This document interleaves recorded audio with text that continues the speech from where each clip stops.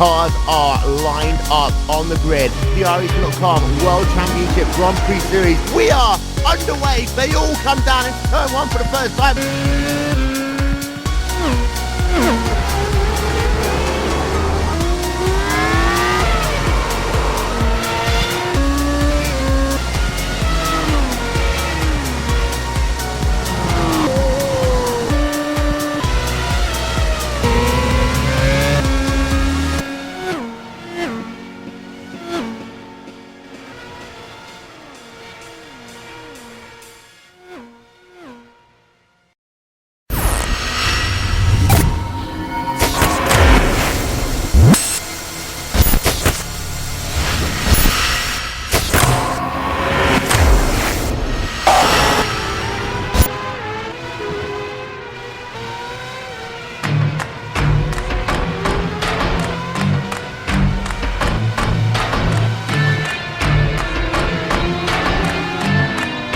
Welcome everybody to the iRacing.com World Championship Grand Prix Series. It is round 11 from the Okayama International Circuit in Japan. We're currently in the qualifying session for the moment, the only qualifying session of the event today. 15 minutes, we have about 10 and a half remaining so far around this wonderful layout here, formerly known as the TI Circuit Ada. We head to this 3.7 kilometer circuit in Asia for the second Japanese round of the season. There's a third one, Suzuka, which will be later on. For now though, we're waiting for a few drivers to still complete their first laps. It's currently Olli Pakala who leads the standings with a 1 minute 7.477 in first place. We'll certainly see faster times than that, but Olli Pakala, a very strong driver, is hoping to take his first pole of 2015. Hello everybody, it's Johnny Simon in the commentary booth. Alongside me is Dan Blake, Raphael Sunk on cameras. And Dan, welcome. Another race of the iRacing.com World Championship Road Grand Prix Series. And what we have today is a man named Gregor Hutu taking his 50th win last time around. He's surely not going to be complacent going into round 11. He needs to still seal this championship title away from Martin Kroenke and the rest. Good afternoon, Johnny. Good afternoon, viewers. I think Gregor Hutu, as you say, is in a very good position getting his 50th win. He'll want to start to get towards the next 50 with victory here today at Okayama, which hosted two Formula 1 Grand Prix in 1994 and 95, with Michael Schumacher winning both of those. Yep, wonderful historic circuit. No longer on the Formula 1 calendar, but iRacing's done a great job having it here. Laser scan for everybody as Alexei Usiakala takes first position away from Olli Pakala. Sebastian Job just crosses the line and takes third, and Sebastian last round down. He needed to finish a race well in fourth place. Incredible job, and that's quite ironic because the youngest driver out there today, another young driver, Max Verstappen, also signing with Team Redline in the 2-week break that we just had. So it's a bit of a coincidence there with the two of them finishing in fourth place in their last respective races. Yeah, I think Sebastian probably be about one of the only drivers that is younger than Max. It's great news to see Max Verstappen, the current Formula 1 driver, will be attempting to get himself into this iRacing World Grand Prix Series, and it's a real testament to iRacing, the service itself, and the teams that someone of Matt's stature has decided to take the plunge onto iRacing. Still waiting for a few drivers to cross the line. Jeremy Butlev just takes... he was in third position, so now he takes that position there. Patrick Holtzman in sixth, Moga Filio in fifth ahead of him. Rocco Braun currently in seventh. Then we have Jalvaz, Tomer Meglik and Jonas Nukarinen rounding out the top 10. Hutu's still not out there to set his lap, but we'll focus our attention on Hugo Luis, who is currently on an out lap.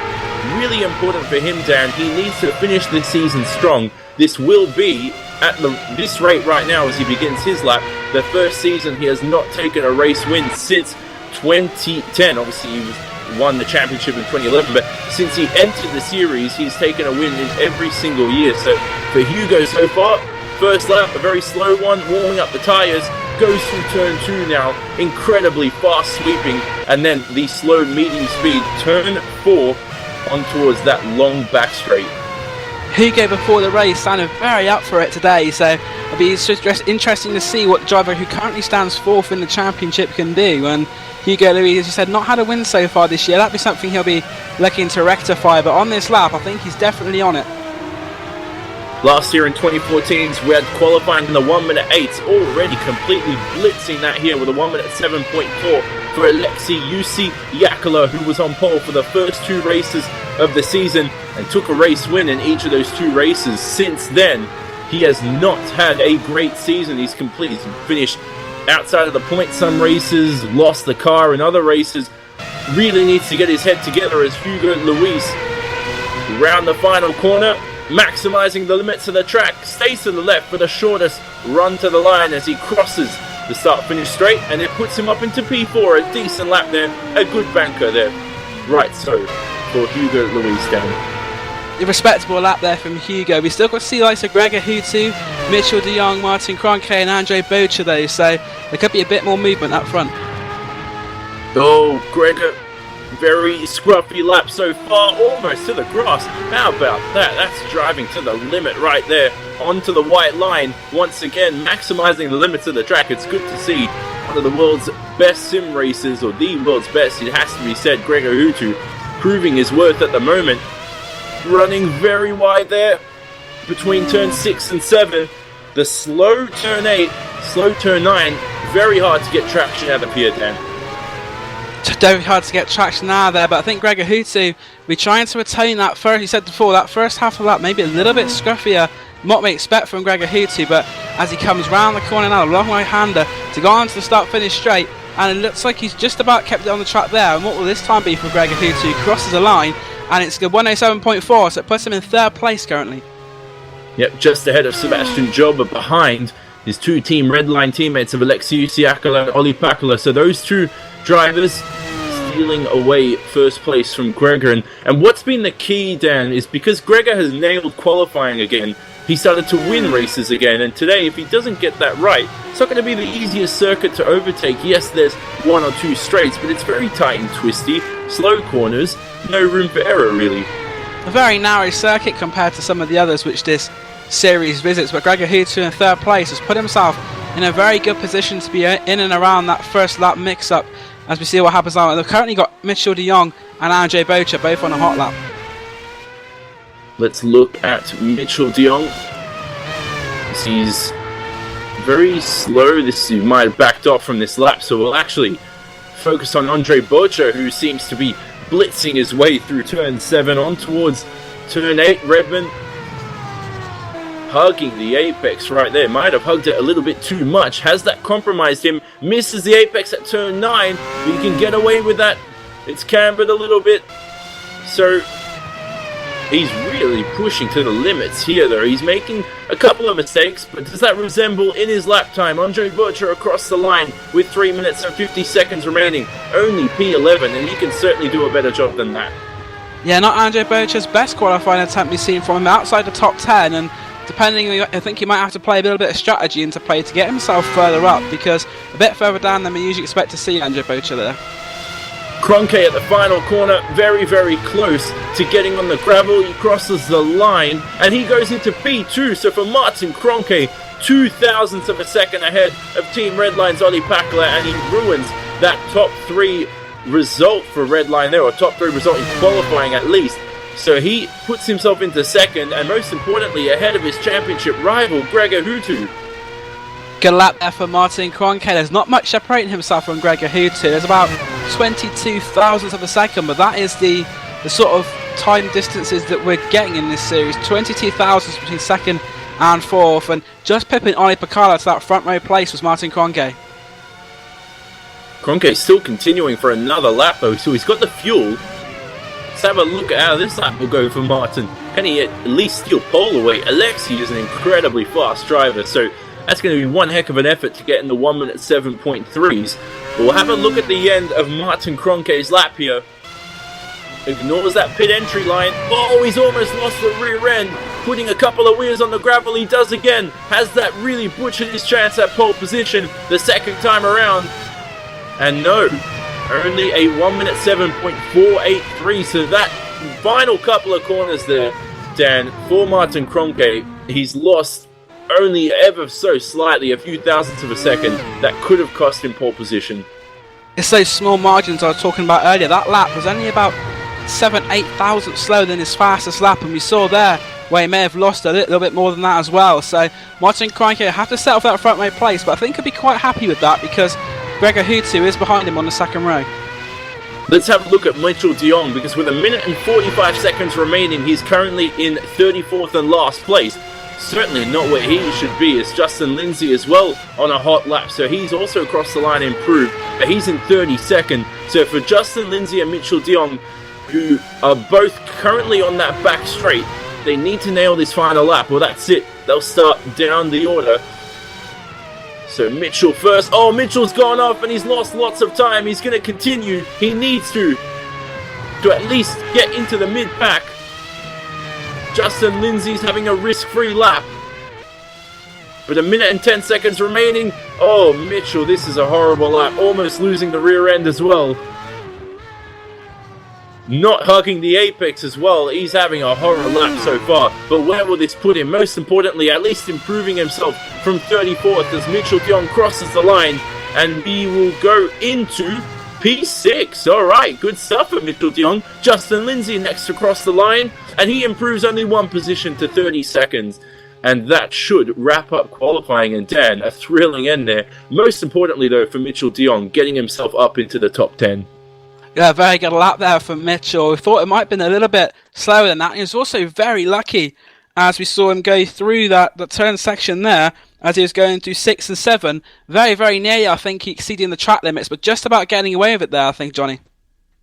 Yeah, so for Mitchell de Jong, one of the race winners of 2015, getting himself into 6th on the grid. So we'll look at the qualifying standings as Alexei Usiakala takes another pole position. Can he turn that into his 3rd win of 2015? We'll see. After in about 15-20 minutes time when race begins. Martin Kroenke in 2nd on the front row alongside Alexei, and behind them it's the Finnish duo of Olli Pakala and Gregor Hutu in 3rd and 4th. 5th and 6th is Sebastian Job and Mitchell de Jong, two very promising drivers, and then behind them Hugo Luis and Jeremy Bootloop in 7th and 8th. Consistent qualifying performances from them. Then we have Mac Backham and Isaac Price rounding out the top 10. The rest of the grid, Mogar Filio and Andre Bocher as well, 11th and 12th. Ilka Hapala, Richard Avery, Patrick Holtzman down in 15th. Robin Friskops, Rocco Barone, Alex Simpson as well gets himself up into 18th position. Yao Vaz in 19th. And then two drivers with exactly the same time, but Joni Tamala gets ahead of Matti Piatella there, so he gets the bragging rights for that one. Jonas Nukarinen ends up in 22nd, was 10th earlier in the session, drops down the order. Then the rest of the field, Tomo Miglic, Dion Vergis, Graham Carroll, David Corps, Miguel Martin up into 27th, Paul Hilbrink in 28th, Danny Garcia Filo in 29th. Then Dimitri Yanis, Riley Preston, Justin Lindsay, Kazuki Umeshima, and finally Riku Alatalo, who gets himself into the grid. A 34-car grid for this event. And finally, Dan, I mean, we speak about the overtaking today. For those guys down the order, strategy is going to be important. Especially with someone like Riku Alatalo. We don't usually see him that far down the grid, so very disappointing for Riku, but overtaking it's not going to be very easy to do around here, so strategy could play a key part in some of those races with the drivers further down. Certainly can, and for now we'll take a commercial break and we'll be back for the pole lap and pre-race coverage right here, live and exclusive on RaceSpotTV. Do not leave us.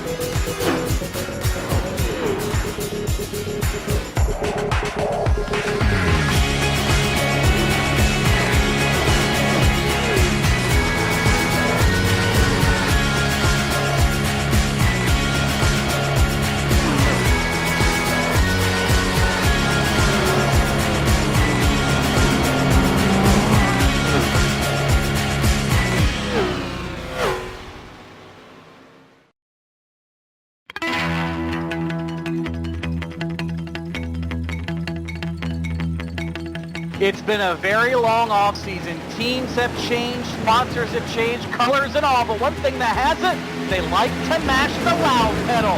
Green flag is out on the 2015 NASCAR Peak Antifreeze Series season. iRacing is the ideal platform for these broadcasts because we have the best racers, the best online racers in the world, and we have such a variety of racing, from NASCAR to Grand Prix style racing, sports car, endurance racing. We do it all. Since 2010, the iRacing.com World Championship Grand Prix Series has been the absolute pinnacle of road racing in a simulated form. Great start then by Yakoda from the front. They're packing up behind number one. They're going to be 4 wide as they come down into turn number 1 for the first time. Will they make it through that first corner? You can see them funneling through the center S's. It looks as though everyone is just about made it through. We have got ourselves some contact though, Rachel. Side by side going into turns 3 and 4. Humpy's got the advantage, but Ottinger's not going to... Oh, he got into him! Ottinger gets into the 58, turns right into him, and that ends Ottinger's run.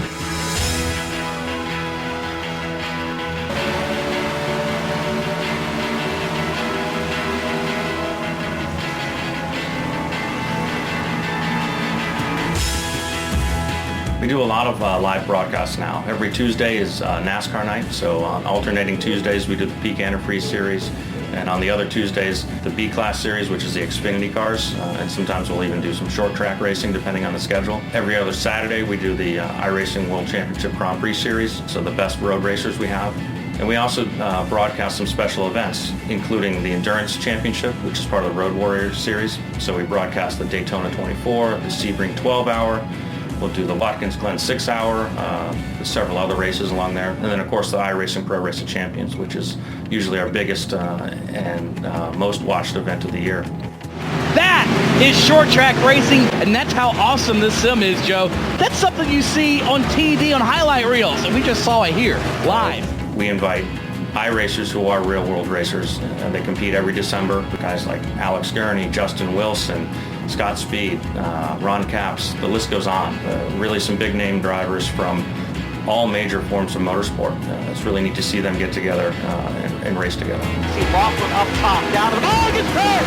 Laughlin gets turned! Caution is out foul at the front of the field! The easiest place to find the broadcast is on our website, iRacing.com/live. So you can find some of our races on fanschoice.tv as well. A nice place to find iRacing broadcasts. You can also find it at mrn.com and peakauto.com.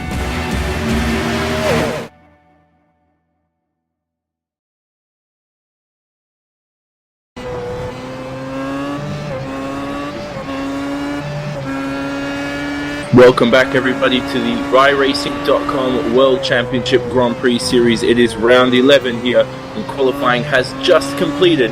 Alexiu Siakala taking another pole position, his third of the season, and he's taken 2 race wins this season as well.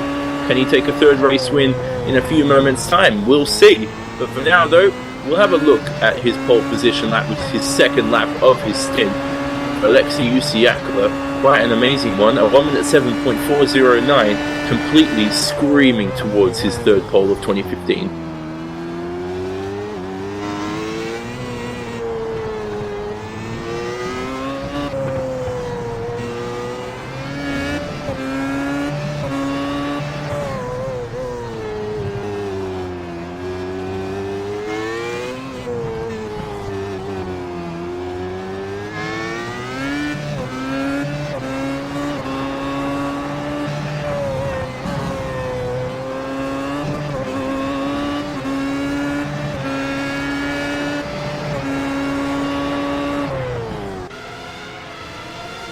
So, for Alexiu Siakala, 1 minute 7.409, an absolute incredible job there, Dan. And I think for him at the moment, though, there's really nothing to lose. He's currently 5th in the standings, 226 points behind Hutu in the lead.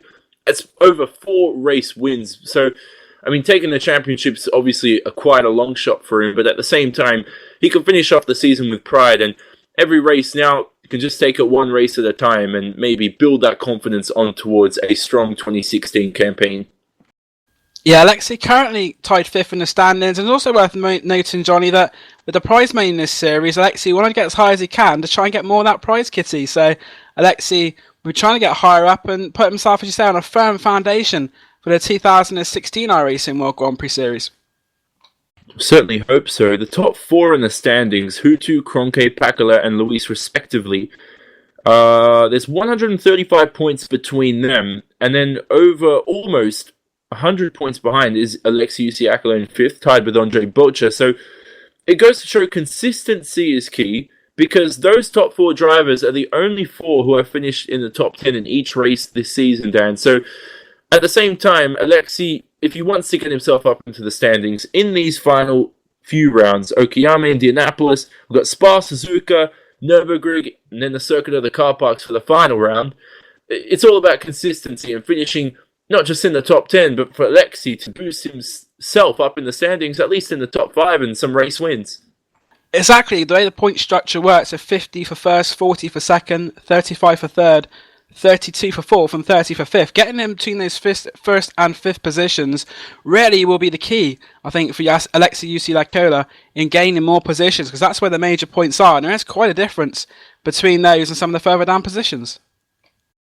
We'll speak a bit more about race strategies in a few minutes' time as we approach the race. So that the race will commence in about 10 minutes' time, so do not leave us. But we speak about strategy first today, Dan. A 2-stop, important, but if you can't overtake, that's the important thing. If you're down the order, guys are going to have to take risks with strategy. You know, we might see maybe someone making a 1-stop, maybe someone electing for a 3-stop, but I mean, most likely we're going to see most of the field on that 2-stop, but the risk is certainly going to be important. The 1-stop strategy is one I think we may see come into play, because it might be a way to clear some traffic. I think 3 stops might be a little bit risky. You might see yourself putting yourself in a lot more traffic by doing that. I think if they were to go to an alternate to that 2-stop, I think the 1-stop may be the best one to go to. But as you say, that's something we can watch as the race progresses. As the race will progress shortly, it will be an 83-lap standing start, and that will be after this next commercial break, so do not leave us. We also have the iRacing.com 24 Hours of Spa, the Road Warrior Series. Join us after the WCS race, so do not leave us here. But for now, we'll see you after the commercial break.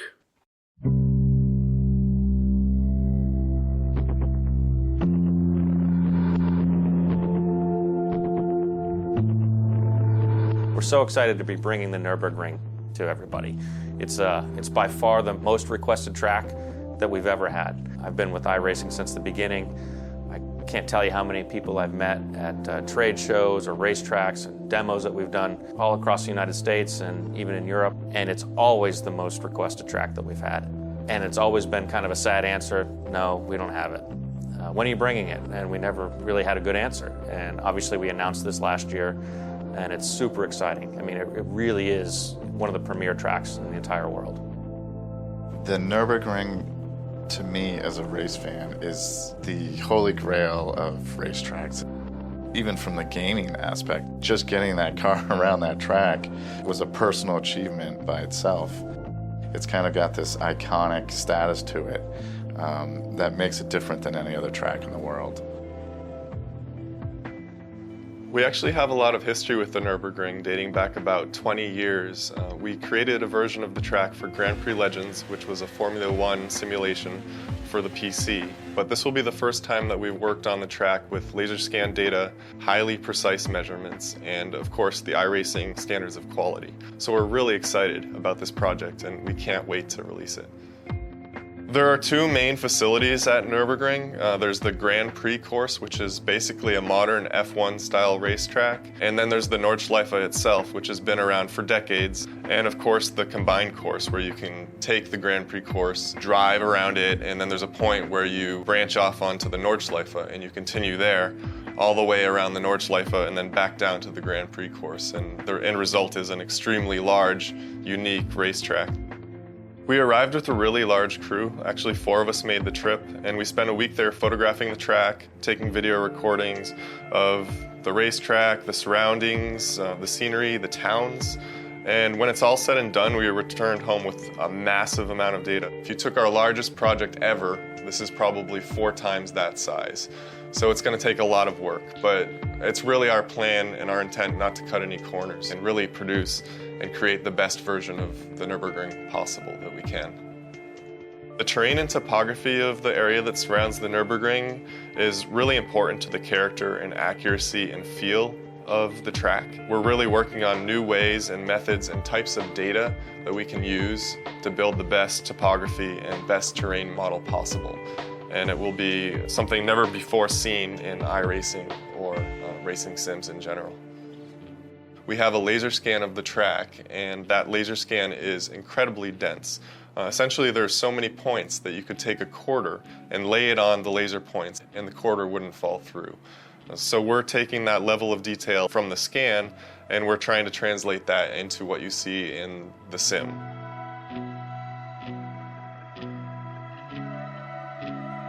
You won't find the level of detail that we bring to tracks anywhere else. You guys expect that from us, and we'll continue to do that. It's not just purely laser scanned. It really will have personality, and I think that that's what's going to make our track unique.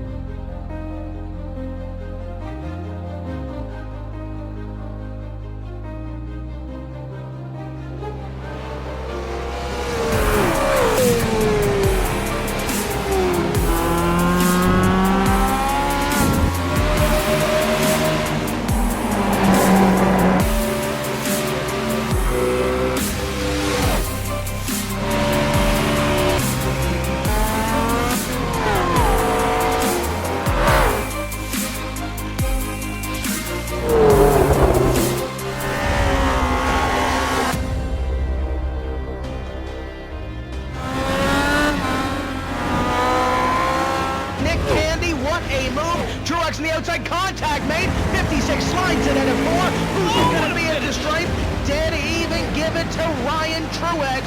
Truex is your winner over Tandy.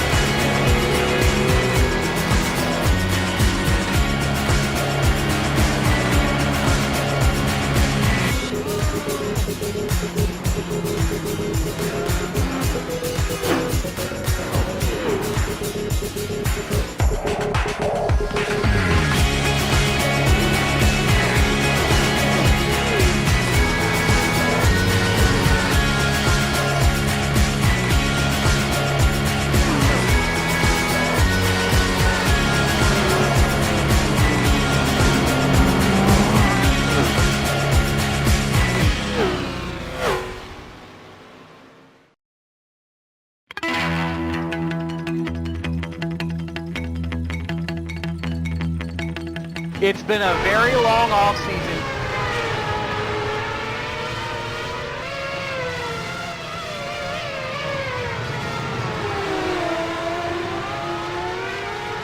Welcome back, everybody. The race underway in 5 minutes time for round 11 of the iRacing.com World Championship Grand Prix Series, the 83 lap thriller around here. A very short lap, actually, 1 minute 7, 1 minute 8 for the race. Very long race lap wise, but still the same 305 kilometer distance there. It's going to be the same sort of challenge, around 90 minutes. And as we talked about, consistency is key, because those guys who are in the top 4 in the standings, Hutu, Kroenke, Pakula and Luis, have all finished in the top 10 in each race this season. That's why they're so far up the standings. The consistency has been the key, but I think also some of the drivers outside the top 5 in qualifying, like Sebastian Job, Mitchell de Jong, I think they'll also want to play a part in the race here at Okayama. We also have a couple of other drivers here in warm-up, still trying to get their rhythm and consistency going. A few drivers spinning as well. So,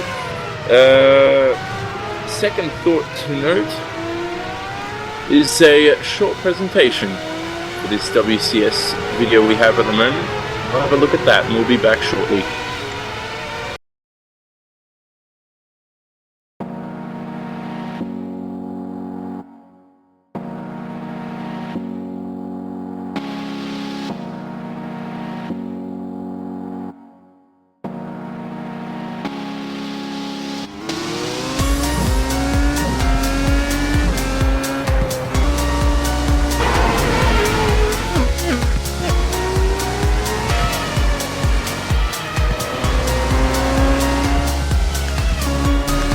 Cars are lined up on the grid. The iRacing.com World Championship Grand Prix Series. We are underway. They all come down into turn 1 for the first time.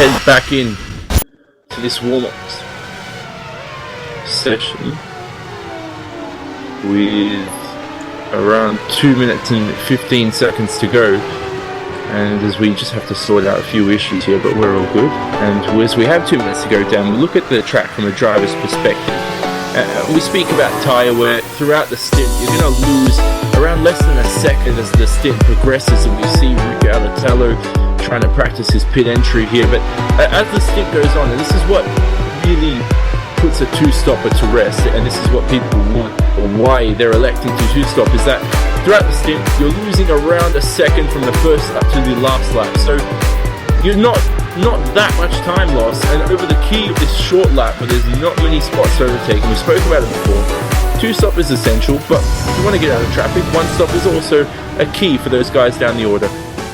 Also, with it being 83 laps, there's a lot longer race than we usually have as well on the iRacing World Grand Prix service. So that second lap equates to just about, as you say, 83 seconds in the race. But the one-stop strategy is one I think we may see some drivers utilise, just to get that clean bit of traffic, just a clean bit of air if they've been stuck in traffic for a long period of time.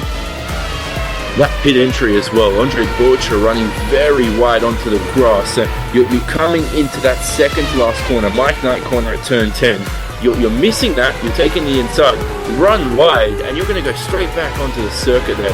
Very difficult, and practice is key when you talk about pit entry. So as the final good lucks go for these final few seconds approaching the early parts of the race. No formation lap as usual, so we'll go straight into it after the session ticks over to the race. A few drivers still trying to get their rhythm going. Some Pro Series driver, I know Riley Preston down there has his Pro license, no WC license, but we know the rule allows drivers such as him to race as long as there's less than 35 who are qualifying without a WC license. So that's the way we'll see some more of the drivers you may see in the future, and also in this season's Pro Series as well. So a chance to see some of the names that later in the year you'll be seeing here on RaceSpotTV. Certainly will. Hashtag iRacingWCS to join the conversation on Twitter. And as well as iRacing has some great deals going on for any new members, 50% off and 70% off. Check out iRacing.com to get in on the action as we tick 0 for warm-up.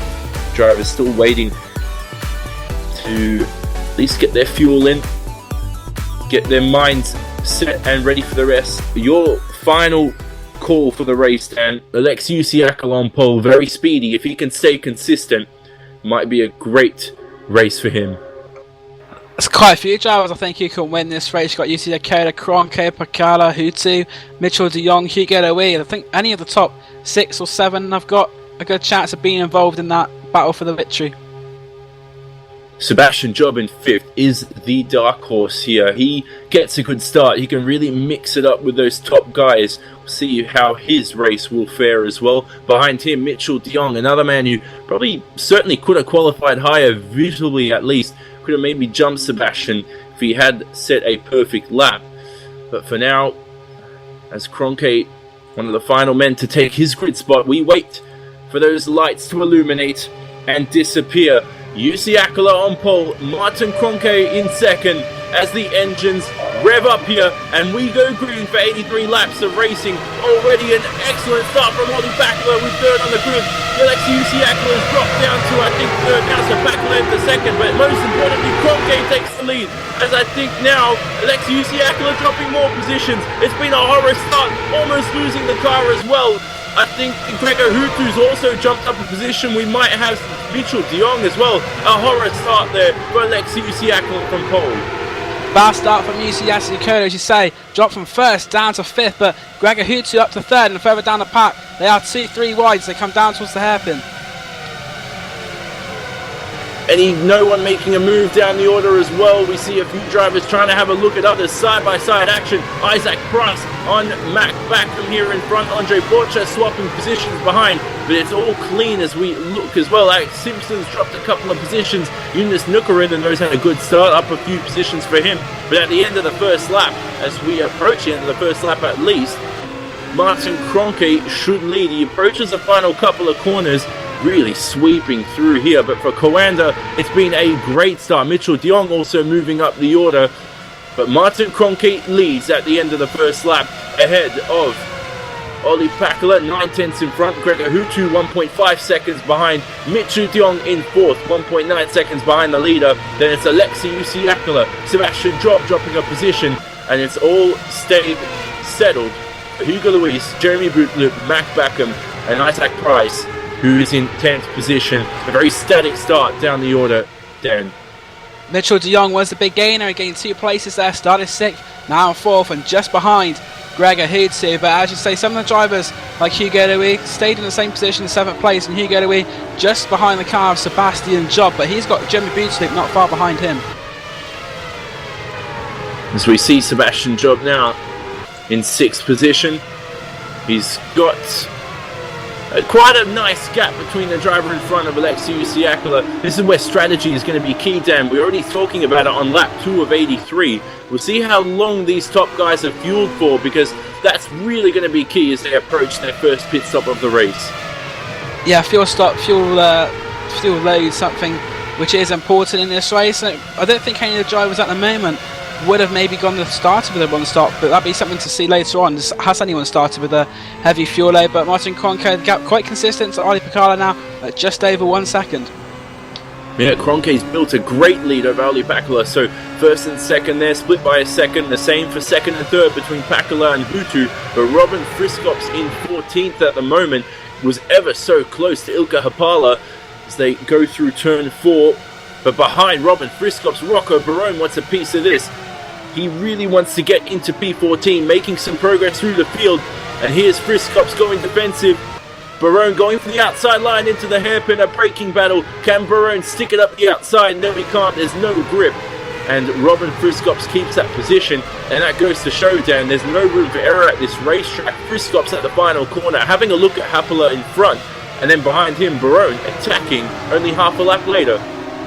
Great defensive driving there from the car of Robin Friscott. Rocco Barone tried to make it go around the outside. If he'd been able to keep the car alongside, he would have had the advantage with the left-hander of turn 6, but couldn't quite keep it alongside, so those positions stay the same for now.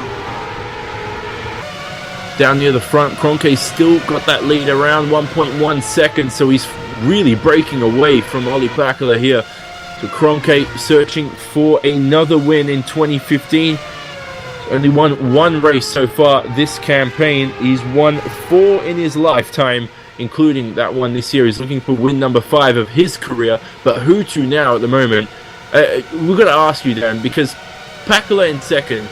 Does he let Hutu through if Hutu gets any close? Because Päkkilä needs points for the championship, but so does Gregor Hutu in first.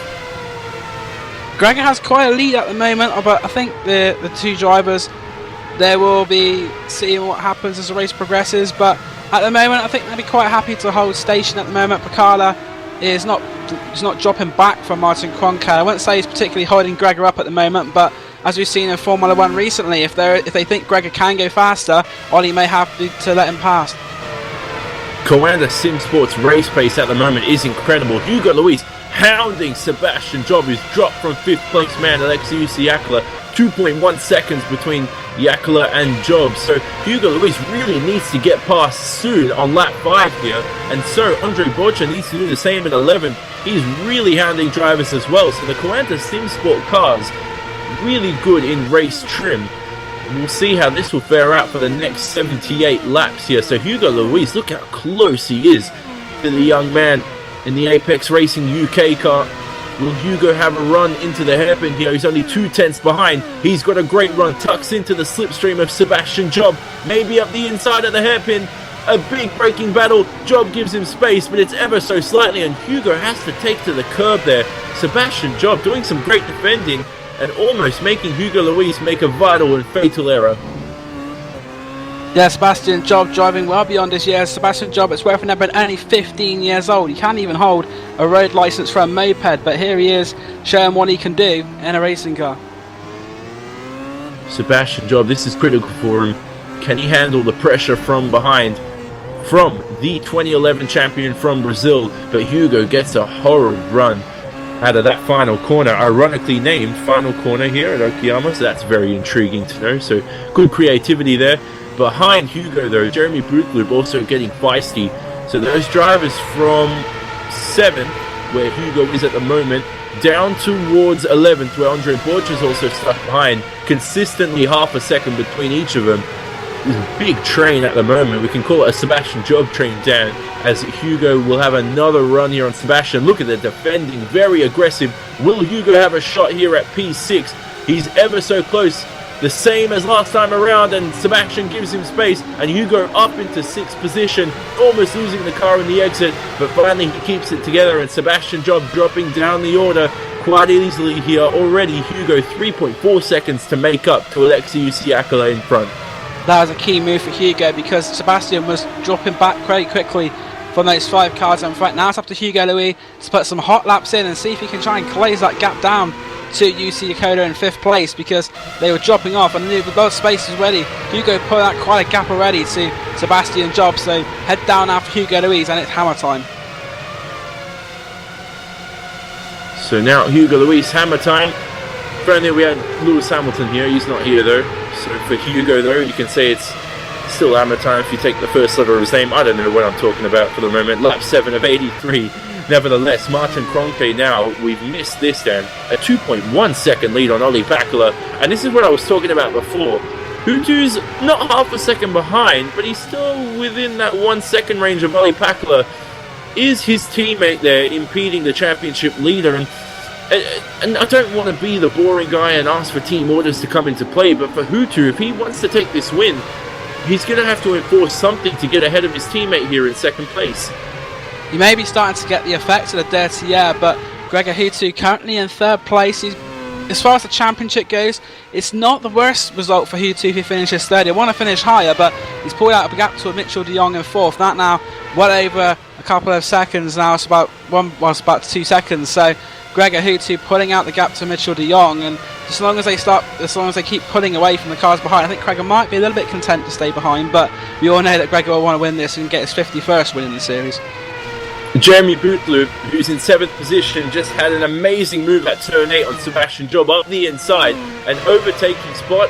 Never. I've never really seen overtakes in these cars down there at turn 8. Maybe I haven't watched enough. But an incredible move from Jeremy Bootloop, surprising the young man. And as Mac Backham now has to make a pass on Sebastian Butcher's turn 4, and now he's gone from attack to defense because Isaac Price in 10th position is going to have a great run in that INX car. Look at this slipstream he's got at the moment. Isaac Price will have to take the outside line, and he's going to lose a position as well. Oh, Butcher right behind. This is incredible stuff. It's all attacking to defense. Butcher has no room here. Can he make a move at turn 8, which is where we are running to at the moment? So for Butcher, he won't stick it up the inside. But I'm completely lost for words as well. So great racing so far. We're only on lap 8. Yeah, great racing so far, and Andrzej Butcher saw that move at turn 8 on the previous lap, but didn't think he was able to make it, so stuck behind Andrzej Butcher. Started 12th up to 1 place, so he's in 11th now, and the next car he'll overtake will put him in the top 10. So Andrzej Butcher, he's tied 5th for the championship with iWCGPS at the start of this race, with iWCGPS in 5th position. Butcher will need to pick up a few more points if he wants to take that 5th place from him in the standings. Every single driver from 9th position to 22nd is within 1 second of each other. That is close racing if I've ever seen it, as we head towards lap 9 at the moment, and Kroenke's built that lead to 2.8 seconds on the relative times. Last sector was 2.4, so in one sector alone, Kroenke's gained around 4/10 to half a second. I think Pakula has probably obviously made a mistake there, because that's also brought Hutu into the clutches of him as well. And most importantly though, Kroenke needs help here. He's solo on his own. De Jong's dropping back from those top 3. He's 1.5 seconds behind. He's falling into the clutches of iWCGPS. So we're trying to shape this race and see, how it's going to shape into the future. It's only lap 9, but we could see a bit of a top 3 tandem here battling for the win. Mitchell de Jong is actually 2/10 quicker on that last lap than Gregor Hutu, so the Coanda SimSport car, the number 26 of Mitchell de Jong, pushing further towards Gregor Hutu on that last lap. It was a 1:10.055 for Hutu, a 1:9.878, and iPicala a 1:10.125. So out of those 3 cars, Mitchell de Jong was actually the fastest one on lap 9. And you speak about the Coanda SimSport's race pace at the moment. The only 3 cars who are into the 1:09 last lap were Coanda SimSport cars. Martin Kroenke, a 1:09.6, a 1:09.8 for Mitchell de Jong, as Dan just mentioned, and a 1:09.9 for Hugo Luis. Nobody in the rest of the field in the 1:09s. The closest man to that, or the closest 2 men, were Hutu and Jussi Jäkelä in 3rd and 5th. So we speak about race pace. Coanda are going to be deadly over the next 73 laps. Yeah, base pace for Coanda looks pretty good, but they're not the team that are currently leading with Martin Kroenke, but got Olli Pakala and Gregor Hutu in 2nd and 3rd. So the Coanda car of Mitchell de Jong will try to make an impression on them. It looks like he's closed up again this time, a 1:09.9 and a 1:10.1 for Hutu and a 1:10.0 for Pakala. And we said earlier about maybe Gregor Hutu having to go past Olli Pakala, and it looks like that may be something to go in the minds of Team Redline, because Mitchell de Jong in that Coanda SimSport car is pulling 2-3 a lap at the moment. Yeah, he certainly is. So that time around, iWCGPS dipping into the 1:09s for Redline, Hugo just outside of it. But this is deadly scary race pace from Coanda. So they will aim for obviously a top 3 result. That's what they want. But for Redline, I'm sure they have to be worried right now. The issue is, Dan, Hutu is around 7 to 8/10 of a second behind Pakula, and I spoke about this before. He's not 2-3 behind. He's not being impeded that obviously, but I mean, do you waste the time for Olli Pakala, or do you wait to the pit stop phase to decide? It's an interesting one, because it seems at the moment that Pakala is backing Hutu up into de Jong and Jussi Jäkelä, but time will tell on that one. Oh, Sebastian Job here in 10th position, being passed by a few drivers in front of him. Mac Backham almost lost the car on the exit of turn 6 on towards 7, but Sebastian Job dropping down the order quite easily. His race pace not up to scratch. Does he have issues in that Apex Racing UK car? He's now behind Isaac Price. And Andre Bolcher, I'm sure he's frustrated in that cockpit. He's been behind drivers all race, and he's been quite significantly faster. This is why qualifying is so important, and we spoke about this narrow track down. For Andre Bolcher, he's made his job even worse and even harder by qualifying down the order. Not an ideal qualifying for Bolcher, but his next target is Sebastian Job. And it looks like Sebastian Job's had a couple of weak laps by his standards, so Bolcher not quite close enough to make that move inside into the hairpin, but Job also had the slipstream there from Isaac Price, so that may have negated any advantage that Bolcher would have had, but I can't see Andre Bolcher staying behind Sebastian Job too long though. Andre Bolcher, as you mentioned, he's very, very close. Will he stick it up the inside the same way Jeremy Bootloop did at this corner? He doesn't though. But look how close. He's almost giving a nudge to Sebastian. He has to watch out for the aero loose. Oh, he gets on the grass. Andre could have lost the car there. But for him, I'm sure he's just traveling along, probably even listening to music. He's taking this like it's pleasure and passion passing cars. Let's see if he can get a good run on the young man in front.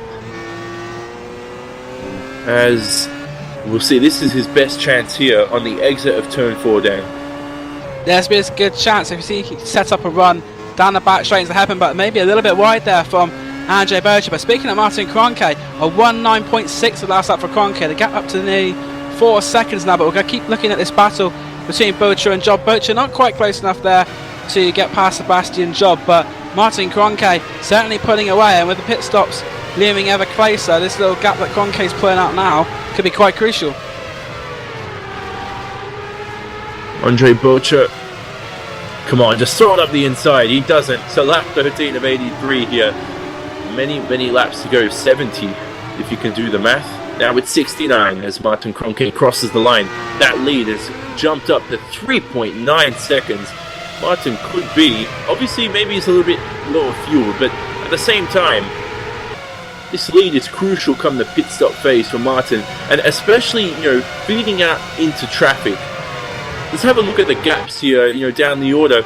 If you end up feeding out from about P8 to P22, I spoke about, there's only 5 or 7 seconds separating those positions, so pit now, which obviously no one's going to pit this early, but if you pit it at this stage, you're going to feed into an angry pack of drivers. That's the last thing you're going to want if you're one of the front runners, is to go into that fighting mob. We've seen that they're quite fierce at the moment, but at the moment it looks like that Gregor Hutu is definitely maybe going a little slower than he could do if he wasn't behind Picard at 110.1, and now Mitchell de Jong's last up at 109.8, and he's inching ever closer lap by lap. You can visually see the gap coming down between Mitchell de Jong and Gregor Hutu. As Martin Kroenke crosses the line for lap 15 of 83, he leads by 4 seconds ahead of Ollie Pakula. Behind Ollie, just 1 second, is Gregor Hutu, the championship leader in third. Oh, it's Kroenke, I've been watching him, almost losing the car at turn 2. Good save. So he's really pushing to the limit. For the rest of the field, Hutu third, Mitchell de Jong fourth, Alexei Usiakala behind him in fifth. Those top from second to fifth, very close between those two. There's only about 2.5 seconds, between those four, 2.5 seconds separating those guys. Hugo Luis still has lots of time to make up, but he's got some great pace at the moment. He's in 6th position, 2.5 seconds behind Alexei Usiakala. And then down the field, it's Jeremy Bootloop, Mac Backham, Isaac Price, and Sebastian Job rounding out the top 10. Andre Bolcher still hounding Sebastian here on the run down to the turn 5 hairpin. Oh, Andre Bolcher losing the car in P11. He's going to fall down the order, braking very late. And for Andre Bolcher, he's dropped himself down to 16th. Over-aggression has cost him, and he's going to be absolutely furious in the cockpit as we look at a replay of the incident. But here we go down, approaching that hairpin. He needed to brake as late as he could. Push to 101%, just that extra too much. I think he braked a little bit too late there and thought he may have gone into the back of Sebastian Job. Got a wheel on the grass. He was lucky not to lose more places than he did though. It was a good recovery from Andre Bolcher, but he will be kicking himself at that because he was going to be in looking for the top 10, but now, as you say, he's dropped down behind Richard Avery. It looked like Bolcher could have saved that car had Job not been in front of him, because it seemed like he was more concentrated. Concentration or focus was more on avoiding Sebastian in front of him. and that cost him and put the wheel on the grass, as you mentioned. So unfortunate for Andre Bocha, the first big moment we've had for any of those top guys in the race, and he's dropped himself down to 16th, and this has just made it worse for him, because not only has he fallen down positions there, but he's fallen into another angry pack of drivers. He may be one, we saying about the strategy, about maybe going to a one-stop strategy. I think that might be something that Andre Bocha may be looking at now. He's in that pack of cars, and unfortunately for Andre, his race has sort of gone on a bit of a downward decline from where it was started. He started a bit lower down than he expected, but he was going pretty well until that era, but now he's dropped right down, and as we say, into that angry pack of cars, and I can't see him making too much progress though, to be honest with you. We speak about Alexiou Siakala falling down the order from pole position. He's currently in 5th, obviously started on 1st, as I just mentioned. Now here's a topic of conversation, because his lap times are very fast. He's half a second behind Mitchell de Jong in 4th. Has he fueled himself lightly? Has he, was he expecting himself to start on pole and pull away in the lead? Now he's stuck in 5th. Is he lighter fueled than those guys in front? That'll be something that we have to see as the race plays out, but Yuki Akola 109.8 on the last lap. He's back with Mitchell de Jong, because Mitchell de Jong had a bit of a gap over Alexi not long ago, but Alexi has pulled that gap in, and Hugo Louis, also another one, running very quickly at 109.7, so Hugo taking a couple of tenths out of the cars in front slowly but surely, but I think later in the race you might see him become a factor as the cars now go to lap the car of Miguel Martin, the number 42. He was involved in that early race incident, and we also lost Dion Vergers and Riley Preston early on in the race as well. So Miguel Martin getting out of the way. First, officially lapped car there. He gets right out of the way of the leaders, and Alexiou Siakala is pushing as fast as he can right now. He could be approaching his first pit stop of the race, and I think, though, for Kroenke, who's built that lead to 4.5 seconds now, he'll surely be laughing unless there's, some pit stop in the next 1 or 2 laps, because that is absolutely incredible. And we saw this last year. We currently see the 24 Hours of Spa going on, and we saw how dominant he was there last year. At the same time, in the Grand Prix series, taking those wins. This isn't, new territory for him. Martin Kroenke is slowly becoming that, if you can say it at least, a household name in the sim racing world. Yeah, Martin Kroenke, one of the household names in iRacing. He's been consistently at the front for many years now as Martin, and I'd say he's one of the top 3-5 drivers we have on the iRacing service in terms of this Formula 1 series, consistently at the front. And as you say, he can't only just do it in these cars, he does it in the GTs as well. It'll be interesting to see if any of these drivers are actually doing double duty and will take part in the Spa 24 Hours later. We'll see if that's the case. Going to have to do quite a lot of practice for that. But another man, we go to return to the curious case of Andre Bocha in 16th position. And he was so close to Richard Avery in front, who's in 15th, but now he's lost time through the final couple of corners. And for Andre Bocha, it's gone from bad to worse. A man who started in 12th, went up the order, has dropped down to 16th, and we talk about other guys dropping down, Sebastian Job, Alexiou Siakala. But as we have, I think, a pit stop here for Jonas Nukarinen, who is currently in 30th, he's slowly dropping down the order, obviously, but he's dropped down to the last man on the lead lap as he's the first guy to make a pit stop, an early pit stop here on lap 19 of 83. Yeah, very early 2-stop, or maybe even a 3-stop strategy there. It'll be interesting to see what this strategy is going to be. So for Jonas, what he has, is there any reason you can explain, Dennis, if this is a 3-stop? Could be a 2-stop as we look at the battle here for P12. Ilka Bahala, Robin Friscops and Rocco Barone. This is the pack which also has Andre Bocha in, and Robin Friscops, we've seen he's been in the thick of the action in this iNETS car, and he's got Ilka Bahala and Mo Garfield in front of him, but the car in front of Sebastian Job is actually began to pull away from that crew, because we saw that group of cars. We saw him earlier on at the head of that field. Now he's managed to put a little bit of a space between himself and them. So Ilka Hapala there, who at the moment he's got. I was about to say at the moment he needs to get a good run out of turn 4, and he's probably just read my conscience because I can't pronounce that right, but anyway, he's trying to tuck into the slipstream here.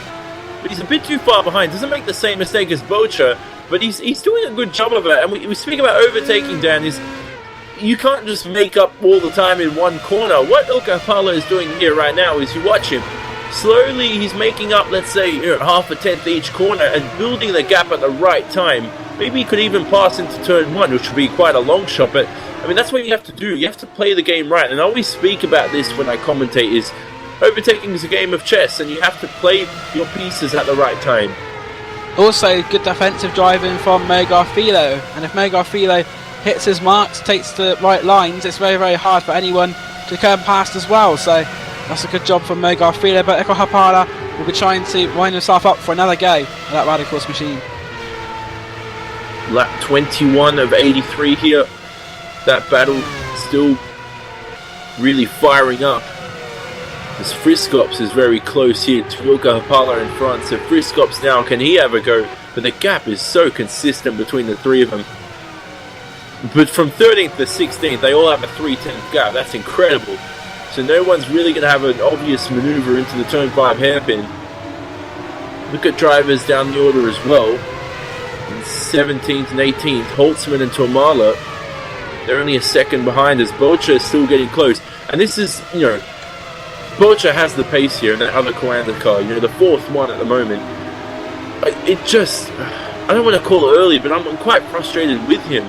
What could have been a good race for him had he been in the top 5 or top 6, it's just going to become a race to forget. But this is going to be some fun. I think the important thing is here, to keep his morale up, is to have some fun, because Richard Avery is under pressure right now. If Andre Bocha can get this right out of turn 1, as we head into lap 22 for Bocha, look how close he is to Richard Avery. That Friction Racing car will be feeling the pressure, that's for sure, as I go through turn 2, then the S's of 3 and before 4, and it'll be the exit from turn 4 which will determine, I think, if Avery's going to have to be a little bit defensive or if he can drive a steady line. Looks like Avery not too bad around there, so a little bit of a twitch from the rear end, but Andre Bocha is steadily closing up. I don't think he's quite going to get enough to sneak a little look on the inside. Maybe that attempted move on Sebastian Jobs going to make Andre a little bit more hesitant now at that corner. Having made that mistake, he won't want to make another one and drop further down the order. Yep, certainly true. So confidence is key around here. You have to be courageous, you have to blitz your way through the field, and you have to be gutsy as well. But look at that, you speak about defending. Avery's dropped back from the pack because he's had to start mirror driving because Bocha behind. As I've seen Bocha a bit of issues there, and it's all good. That's just me. But Bocha is carrying on, and as you see that the pressure he's put on Avery, it's dropped him back from the pack in front. As Barone as well, who's actually he's in the other. That's my mistake. So Barone in the other Coanda car is in front. So Bocha is the 5th, and Barone is the 4th Coanda car currently on the grid. But yeah, that's what I spoke about. Finally, to the point, Dan, is that Avery's had to concentrate on defending from Bocha, and he's lost time to the guys in front. Yeah, Richard Avery was at the back of that little pack, and he's dropping away. I think he'll be able to catch up in front of them. Rocco Barone trying to make a move on Robin Friskops, and that's going to allow Richard Avery a chance to catch up again there. Barone's line a little bit compromised there as he was on the inside, but up front, Martin Kroenke now has a 5.5 second lead, but Oli Picala is starting to pull a little bit away from Gregor Houty, but Hugo Louis is steadily catching him up. His last lap just coming across right now, 109.6. So Hugo Louis is actually one of the fastest drivers on the track at the moment. Martin Kroenke, though, even quicker, 109.4. But then as far as we go, the same pace which Hugo Louis is showing is what Oli Picala is doing in second place. Mitchell de Jong and Alexiusi Lacola, the drivers that Hugo Louis is trying to catch, were both slower on that lap. This is incredible from Hugo Louis, because if he wasn't impeded in the early stages of the race trying to get past drivers, he could have been right up close at the moment to those guys in front, but he's making up the time through effort, and A+ for effort for him, because he's only 1.2 seconds now as Alexiusi Lacola is closing in towards Mitchell de Jong as well. So de Jong is falling from the clutches of those two Team Red Line drivers in second and third. For Mitchell right now, he's got a mad Finn behind him who was expecting to be leading this race at this stage, who is currently in 5th place. He's dropped down the order from that start. Hugo Louis behind, slowly catching them as we spoke about, and we'll look at the lap times this time around, because For the leader, Kroenke, a 1 minute 9.5. Pakula, a 9.5. For Hutu, a 9.5 as well. And then behind them, De Jong with a 9.7. The same for Alexiou Siakla. But then a 1 minute 9.4 down for Hugo Luis. And that's what we talk about. He is fast, and he is incredibly quick, the 2011 champion. Hugo's showing his pace, and I think in a minute Alexi's going to find himself the filling in a Coanda Sim Sports sandwich, because Hugo will come, but at the rate he's going at the moment, he will come up to the back of Alexiou Siakla very, very quickly here, maybe in the next couple of laps. But Mitchell de Jong has also not let Gregor Hutu out of his sights. There's not too much time between them either. So at the moment, Gregor Hutu in 3rd place and Hugo Luis is down in 6th place. There's only about 4 seconds separating those drivers, so it's still very, very tight in the top. From about 3rd back to 6th, we are looking at quite a tight field as they come towards their first pit stops. And we speak about mentally approaching this situation for Alexiou Siakla. He's attacking pretty much all race. Now he's going to have to start going into defense mode on lap 26, and saw a man named Richard Avery losing time defending. Let's see how Alexiou Siakla handles this, because as long as Hugo can get his car into the gearbox and will not hit him, but as close to the gearbox as he can to the Team Redline driver, I'm sure Alexiou Siakla will. He's got a strong mind, but he's got a strong driver behind. It's going to be one tough asking. It's going to be interesting to watch, that's for sure. Alexiou Siakla currently tied for 5th in the championship. Hugo Luis is the driver that's in front of him in that. So as it stands at the moment, Siakla would gain some points on Hugo Luis, but I'm not sure if it's going to stay that way, because these Coanda SimSport cars do seem to have a bit of pace on them, as you said earlier on. But the Redline drivers, Pakala, Hutu and Alexiou Siakla, are not driving too shabbily either. So a very good battle, which we see many times in the series, between Team Redline and Coanda SimSport. Somebody really needs to just dive bomb and do something where I'm going to be crying and screaming here in the booth on lap 27. But that's not going to be the case for Martin Kroenke, who leads by 5.7 seconds at the moment. And further behind, we went from talking about who to needing team orders to get past Pakula. Pakula has, I'm not going to say you, Dan, but he's at least shut me up, because he's brought that gap to 1.5 seconds, and he said, hey, Johnny, I can be faster than the world champion, and I have the pace to keep it up. A 1 minute 9.4 last time around. An incredible lap for Olli Pakala. Olli Pakala putting a few good laps together now, and the gap between himself and Gregor Hutu extending a little bit, but Gregor still in a good position, and Gregor might be conserving a bit of fuel. We don't know what's going on behind the visor of that Team Redline driver, but maybe Gregor being a little bit not defensive, but maybe he's thinking about the long-term game. We've got 83 laps, and at the moment he's in quite a solid position where he's got no one in close attention behind, and he's just got his teammate in front of him, Martin Kroenke. So we'll see what happens with Gregor Hutu, but maybe he's thinking about the long game and maybe conserving a little bit of fuel in this phase of the race. The iRacing.com Road Warrior Series currently live for the 24 hours of Spa on RaceSpotTV. Tune in after the WCS event here at Okayama for round 11, and surely, hopefully see some of these World Championship drivers there as well after they've concluded this event. But do not leave us. That can be archived and viewed later, so definitely do not leave us. But at the moment though, a guy who's not going to be leaving anywhere is Alexiou Siakla, because he's got his work cut out for him with De Jong and Luis behind. And he's done this at the right time there. He's caught up the closest he's been to De Jong in quite a while, at the same time that Hugo Luis has been the closest he's been to Alexiou Siakla.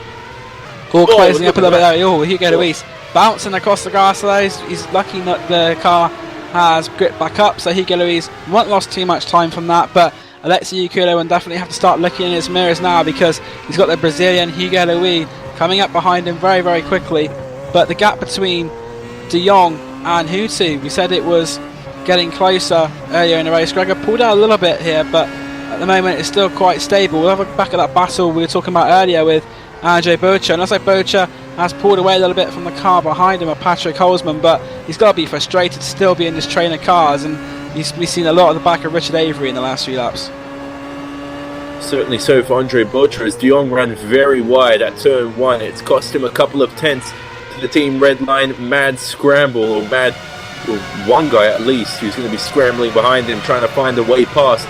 3 tenths the gap between Alexei Usiakala and Mitchell De Jong, the closest it's been all race between these two, but still not close enough for the two-time race winner. We've had a driver go off in front.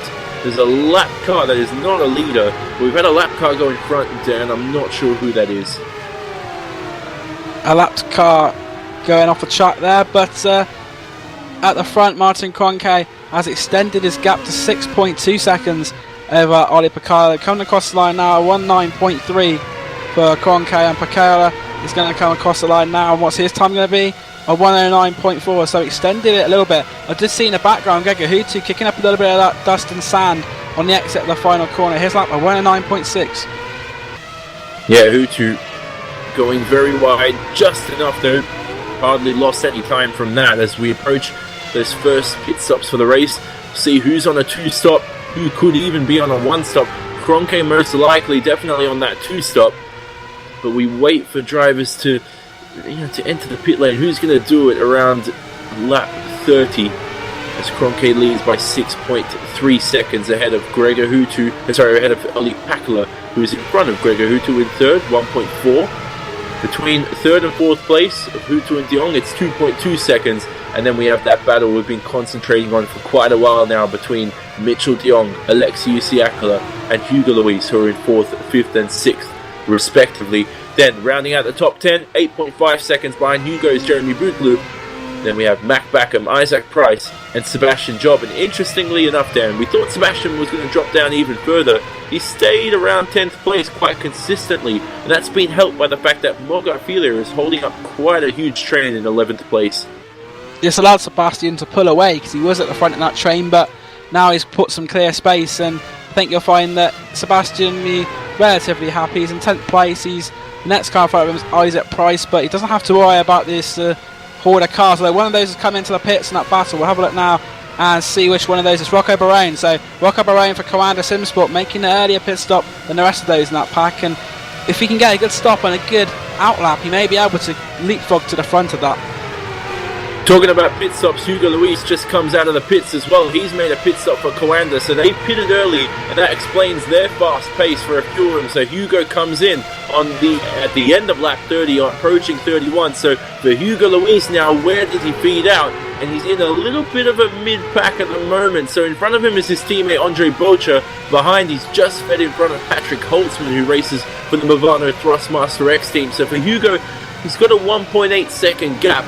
And this is important, Dan, but at the same time, if these guys in front don't pit in the next couple of laps, Hugo is going to be impeded, but they should pull away as Hugo almost loses it. Incredible stuff as Kroenke also enters the pit lane. I think this is the right time for these drivers to pit, but depending on that pack, it may be the wrong time because Hugo Luis is going to be stuck behind this pack of cars unless they start pitting very soon, and Gregor Hutu, Team Redline, and the car of Alexei Usiakala, they are fighting quite close to him on the circuit, and then they'll see that this is going on and that Hugo is going to be stuck in a bunch of traffic. None of them have come in, I don't think, so Hugo Luis is going to find himself in a bit of traffic, and as we see the car of Martin Kroenke, where's Martin Kroenke come out? He's come out just in front of the car of Isaac Price. Yes, Isaac Price. So Martin Kroenke has found the gap where there was no cars, but unfortunately for Hugo Luis, he's found where the traffic is, and that may have a bearing on what we see pit stop wise for Alexei Usiakala, Gregor Hutu, and Mitchell De Jong, if they know that that's the sort of thing they might be coming out into. The Team Redline drivers continuing for another lap. Pacala continues, Hutu as well. Does Mitchell De Jong continue? He does as well, running very wide though at the final corner. So we speak about Coanda's fast pace in the race, lower fueled, and that's helped Kroenke though, because he's pitted, he's heavier fueled now though, and this is the thing for Hugo. He was 1.8 seconds when he left the pit stops, now he's only 1.5 behind. He's not going to catch these guys rapidly because obviously he is heavier fueled and he's had to take that extra few gas numbers. I'm just watching Bocha, who's entered the pit lane in front, so getting out of the way of his teammate. So for Hugo, yes, he's fed out in front of at the back of a big pack here, but if they all pit at the right time, this could actually work very well for Hugo if things go right for him. But for Kroenke, it's almost perfect as Bocha approaches his pit stop. Another one to watch out for will be Bocha and his teammate who we saw coming out of Rocco Bahrain, because they were in that pack, and Rocco Bahrain has not come out in a pack of cars. He's got no one in front of him at the moment. In Ilko Hapala, I think, is that Ilko Hapala in front? No, it's not. It's Ricky Alatalo's in the pits as well. So Ricky in the pits, but Rocco Bahrain does have a car in front of him, and he also has a car behind him as well. Yeah, that's Nukarinen behind, and most importantly, Bocha's jumped his teammate here. So for Andre Bocha, that extra couple of laps as Nukarinen lower fueled. He's been on this stint a lot longer, so he's trying to go around the outside of Rocco. And wow, what a pass there from Yunus. That's incredible stuff. So Yunus up into 27th, but for Bocha, he just came out of the pit stops and most importantly got in front of his teammate with 50 laps remaining in this event. Do any of the top guys pit at the moment? So we're still waiting. Nobody enters the pits so far. Alexei Siakala is still stuck behind. So a big mad scramble here in the mid pack of the mid point of the race as we see drivers into the pit lane. Most of them Coanda SimSport drivers, Dan. But most importantly for Bocha, this is a revitalization for his race, jumping his teammate, and his teammate was ahead of him in that pack. So, I mean, those guys who have stayed out longer, yes, they're going to gain time, but if Bocha can nail these initial stages of this stint, he could maybe make up a bit of time on those guys. I said the same when Rocco came in, that if they could pull away, get some clean air, they could actually go past that pack and be concentrating on Sebastian Job for the rest of the race, who's a little bit further up the road. I think if these Coanda cars can get in front of that big pack, they will be able to have the pace in race trim to be able to go past. We saw earlier how quickly these Coanda cars have been, but Nukarinen's going to put a bit of pressure on here for Andre Bocha. Mitchell de Jong in the pit lane as we speak about drivers putting pressure on. So a few drivers in the pits now, Alexei Siakala as well. So Mitchell de Jong out in the way, and he gets in front of Alexei Siakala. So Alexei losing time. Look at how much time he's lost. And now he has to get... Oh, he's lost time. Is that Mogafilio? It is. So Alexei Siakala is going to be stuck behind traffic here. And for Mitchell de Jong, an absolutely incredible pit stop for him. For Alexei Siakala, it's gone from bad to worse. Starting on pole now, stuck behind Mogafilio. Oh my goodness. And let's just see if the rest of this race can go well for Alexei.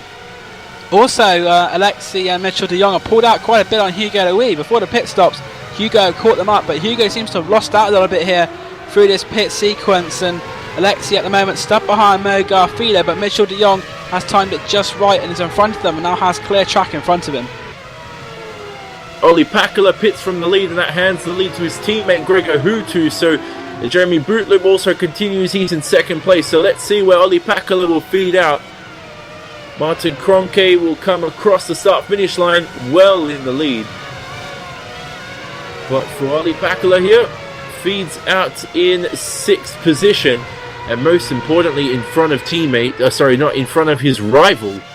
And wow, that would be incredible if they were teammates. But in front of his rival, Mitchell de Jong there. So for Olli Pakala, fairly straightforward pit stop phase.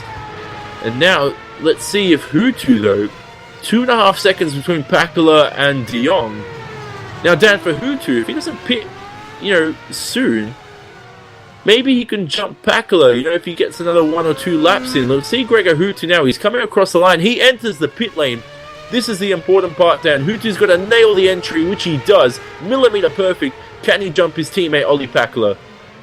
I think it'd be very close between them, but also Mitchell de Jong's also factoring in with that as well. So whatever happens between those will be quite interesting, and Gregor Hutu coming into the pits, and let's see what happens with this pit stop for Hutu.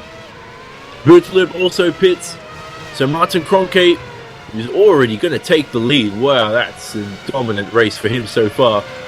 But the race story so far, as Isaac Price continues, is whether Olli Pakala, he gets in front of Gregor Hutu. Important for Pakala here, and Hutu will have to settle in for 5th position at the moment. 3rd respectively once everybody in front, that's Price and Job, make their pit stops. But the good thing for Gregor Hutu, Dan, is that he's at least got in front of Mitchell de Jong, and he hasn't gained anything, but the best thing is he hasn't lost anything either. No, sport Gregor Hutu, probably one of the better scenarios other than him getting past Olli Pakala, is that Mitchell de Jong hasn't got past either, so Gregor Hutsu stays in what will be a net third place when the pit stop phase has gone through. So it'll be interesting to see what happens later on in the race, because Hutsu and Picardo look like they're quite similar in pace, to be honest, at the moment, so that'd be one to watch. But Mitchell de Jong is further back, but I think the drivers who lost out a lot through that pit sequence is Hugo Louis, but as maybe Hugo put a little bit of extra fuel in to do a longer second stint, that'll be something to look at, because I think he did lose quite a bit of time compared to the others. But Alexei Usiakola also stuck in traffic at the moment for Team Redline, so not all of the Redline drivers did the best they could during the pit stop phase, because Usiakola is stuck in traffic, but we'll see what happens there. He's stuck behind Mo Garfido still. Isaac Price for INX also makes his pit stop. Also important to mention, Kazuki Mishimo is in 17th. His new team for Radicals Online. He's over there racing here today at Okayama. But for Isaac Price, well, obviously that's quite setting the obvious there, but Isaac Price out in the way in 14th. And just in front of Yoni Tavala. Wow, these pit stops have really thrown this race into oblivion for some drivers, but Isaac Price just in front of his teammate right now, and most as well for Mogar Filio, still keeping Alexei Usiakola behind. Yeah, Alexei, every time they go past the pit entry, Alexei will be opening up Mogar's pit in, and every time he sees to carry on, I think you'll see his face drop a little bit, because he knows that he's losing time behind that Radicals car, Mogar Filio. But Mo Garfido won't be able to stay out too much longer. I would have thought, well, on lap 38 now, he's going to stay out and do another lap for Mo Garfido. So Alexi's going to be stuck behind him a little bit longer, and he's actually lost 4 seconds on Mitchell de Jong. So Alexei Usiakola losing a bit of time, but he's still got Hugo Louis behind him. But Hugo Louis is the next car behind him on track, and I think we'll see Hugo Louis start to catch up to the back of that red line car. So for these drivers here, with 45 laps remaining, the race is on. And we'll look at the standings after the pit stop phase, as we're still waiting for Sebastian to make his pit stop come on, as he's gone for a very long first stint. And he's got an excuse there, Dan. Sebastian was being very slow, and that's because he is quite heavily fueled. Is he going for a one stop though? And that certainly seems to be the case. It seems like it might, I'm not sure at the moment. I might have to do the math in the next ad break in a few minutes time, but it could pay off real big dividends for him. Yeah, we saw Sebastian slower at the start, and if he's doing this longer fuel load, it may see him in the long run be quite well, because he got away from that pack, which I think was quite crucial for Sebastian. And even with the heavier fuel load, he was managed to pull away from that battling pack, and what that's means is to be able to maybe change his strategy on the fly. We'll have to see what's happened there with Sebastian, if it was a decision they've made over the course of the race. But I think we're now going to go to an ad break, so we'll be back just after these messages from iRacing.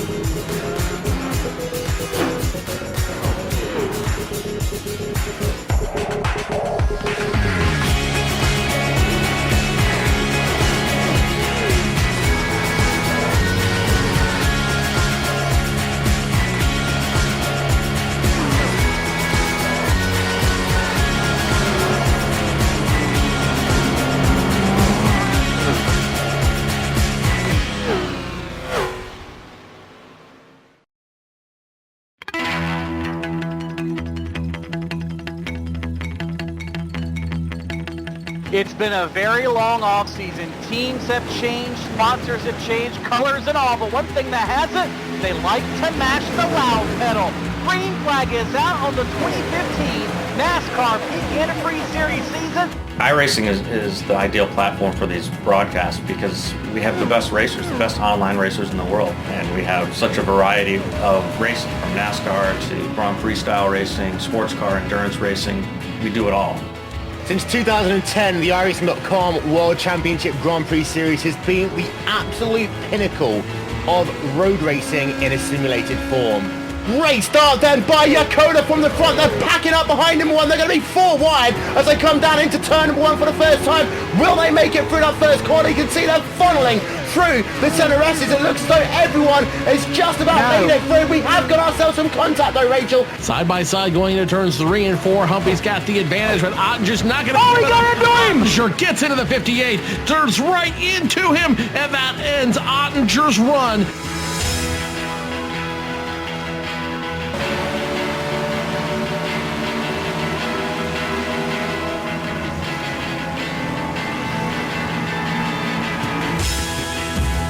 We do a lot of live broadcasts now. Every Tuesday is NASCAR night, so on alternating Tuesdays we do the Peak Antifreeze Series, and on the other Tuesdays the B-Class Series, which is the Xfinity cars, and sometimes we'll even do some short track racing depending on the schedule. Every other Saturday we do the iRacing World Championship Grand Prix Series, so the best road racers we have.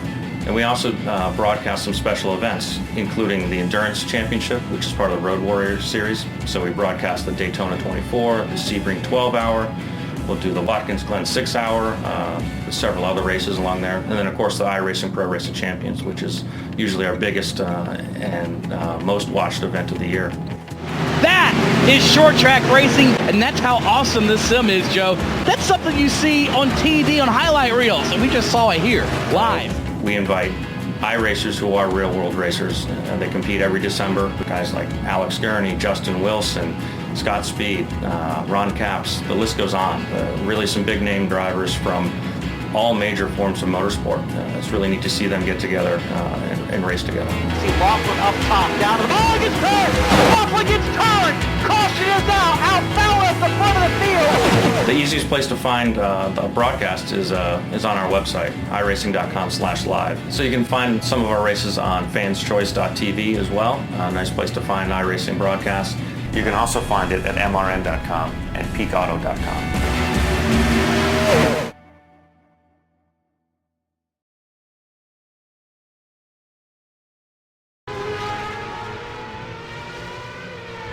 Welcome back everybody to the iRacing.com World Championship Grand Prix Series from the Okayama International Circuit.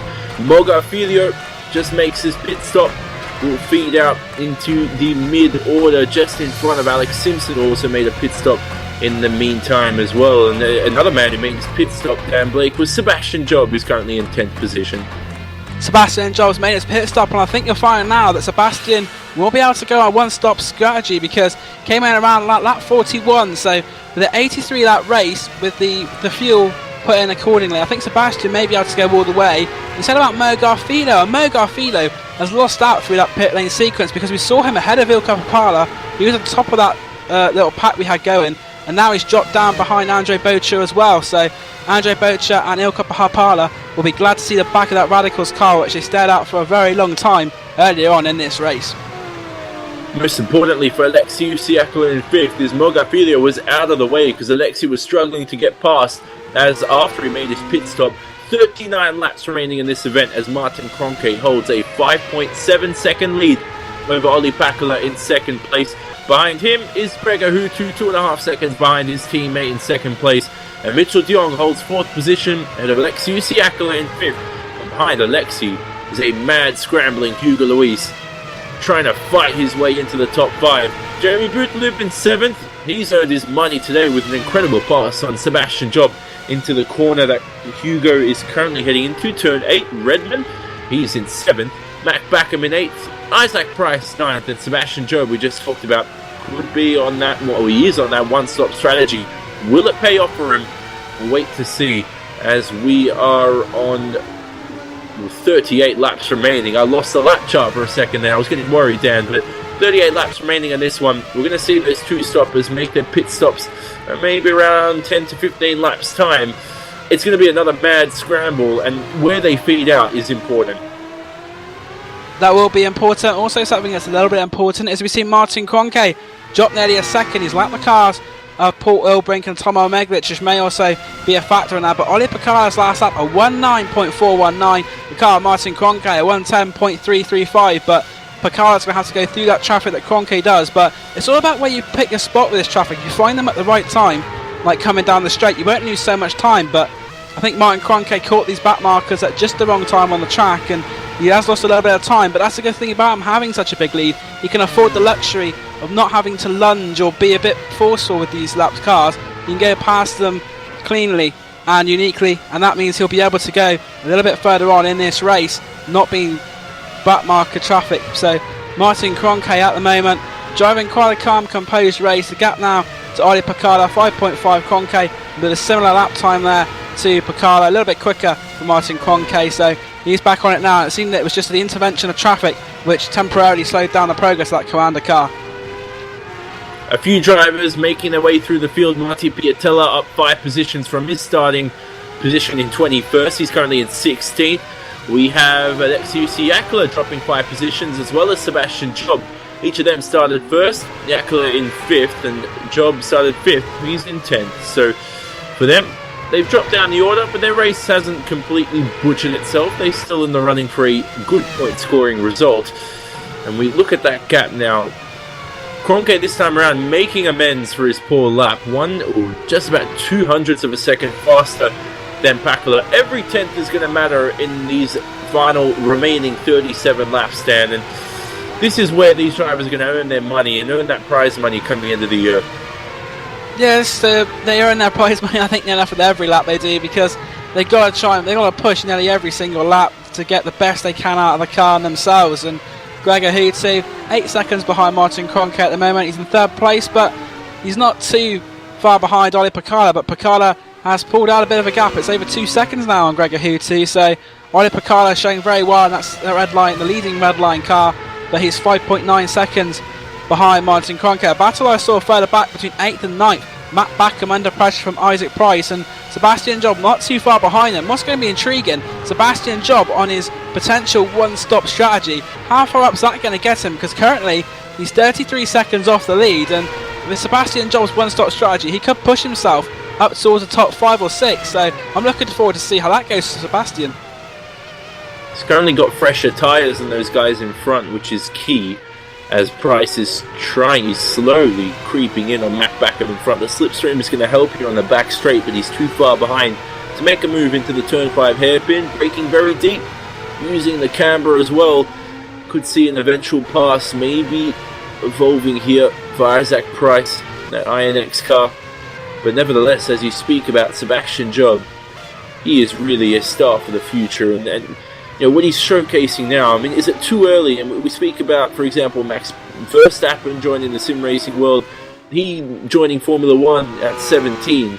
For Sebastian Job, is it too young an age to drive? But, you know, in the World Championship at the moment at 14, 15, but I'm not sure if he's, turned 15 yet. I have to check out my stats on that. But nevertheless, he's, proven his worth. But at the same time, the last thing to develop as a driver is your consistency, and I think for Sebastian, we're seeing that develop each and every race, and he's getting better. So, I mean, some guys will argue, certainly, Dan, that he is a bit young, but he's certainly shutting them up because he's got great pace at the moment and great consistency the more he races. I think the scary thing for the future is that Sebastian probably's not, and he might even admit this himself, not quite at his peak yet. I think he's still a little bit inexperienced. He does make a couple of mistakes, but that's what you get. He's 15 years old. It's hard to, when you see that, you don't really think about that. He is at that age where, as I said before, he can't even legally drive a motor vehicle here in the UK. And I've raced with Sebastian recently in a championship for Kias, and Sebastian really does show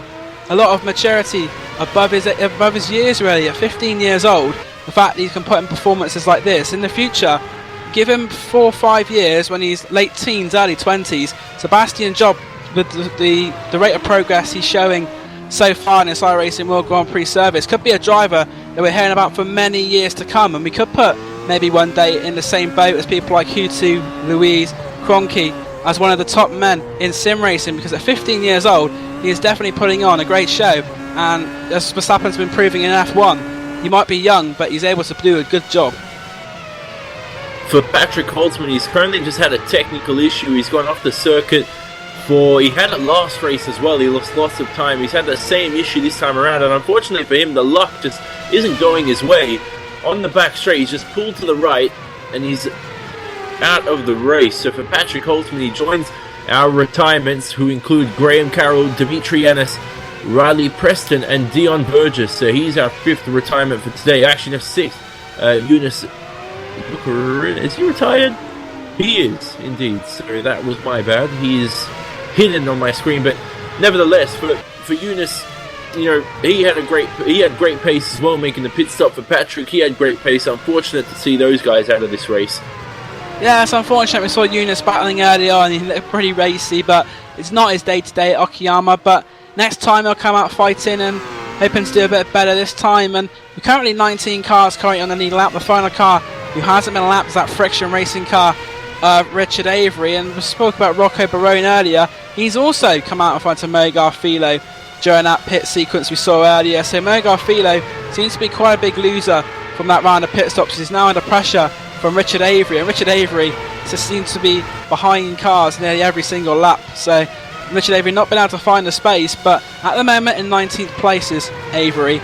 But looking back at the lead, Martin Kroenke pulled another couple of tenths out on Picard. It's up to 6.1 seconds. Gregor Hutu's in third, 8.5, but Mitchell de Jong only a second and a half behind that Team Redline driver. Then you have Alexei Usiakola about 6 seconds behind, and Hugo Louis also a distant 6th at the moment, 18.7 seconds currently behind our race leader. Hugo might be a little bit disappointed with that if he stays the way he is at the moment in 6th place, but things could all change very quickly here in the iRacing World Grand Prix Series. We still have a round of pit stops to go, and it's hard to believe we've only just really started the second half of this race. Certainly a big finish evolving coming up for us in the next 32 laps. As in front in 12th place, that's Ilka Hapala going off the racetrack, and that's going to allow Andre Bocher in 13th to jump up into the top 12. Well, really, actually, because Ilka Hapala can still defend around the outside, but for Bocher, he's going to snatch 12th away from Ilka Hapala, and he gets himself up there. So good stuff from Bocher, capitalizing on that mistake for Ilka Hapala at the final corner. We look at the replay, made that mistake, and that's cost him dearly. But for Bocher, he's going to have a big wide smirk on his face after that terrible start to the race. Yeah, Andre Bocher, a little bit of luck there. We've seen that some would say he was a bit unlucky there with what happened with himself and Sebastian Jobo Hapala making the mistake. Bocher taking advantage in that Coanda car. He said he might have been a little bit frustrated earlier. I think he still will be a little bit frustrated, but at the moment he's steadily picking himself off some positions, and now, as you say, he's gone past Hapala up into 12th place, and the next car he'll be trying to go past is the car of Robin Friskops, who's currently in 11th place. A couple of drivers making their way through the field. We spoke about Martin Piatello. He's currently in 15th. He's trying to find a way past Alex Simpson in front. So Alex Simpson from 18th to 14th, also having a positive race going through the field, but he's under pressure at the moment with 31 laps remaining. Needs to defend from Marty.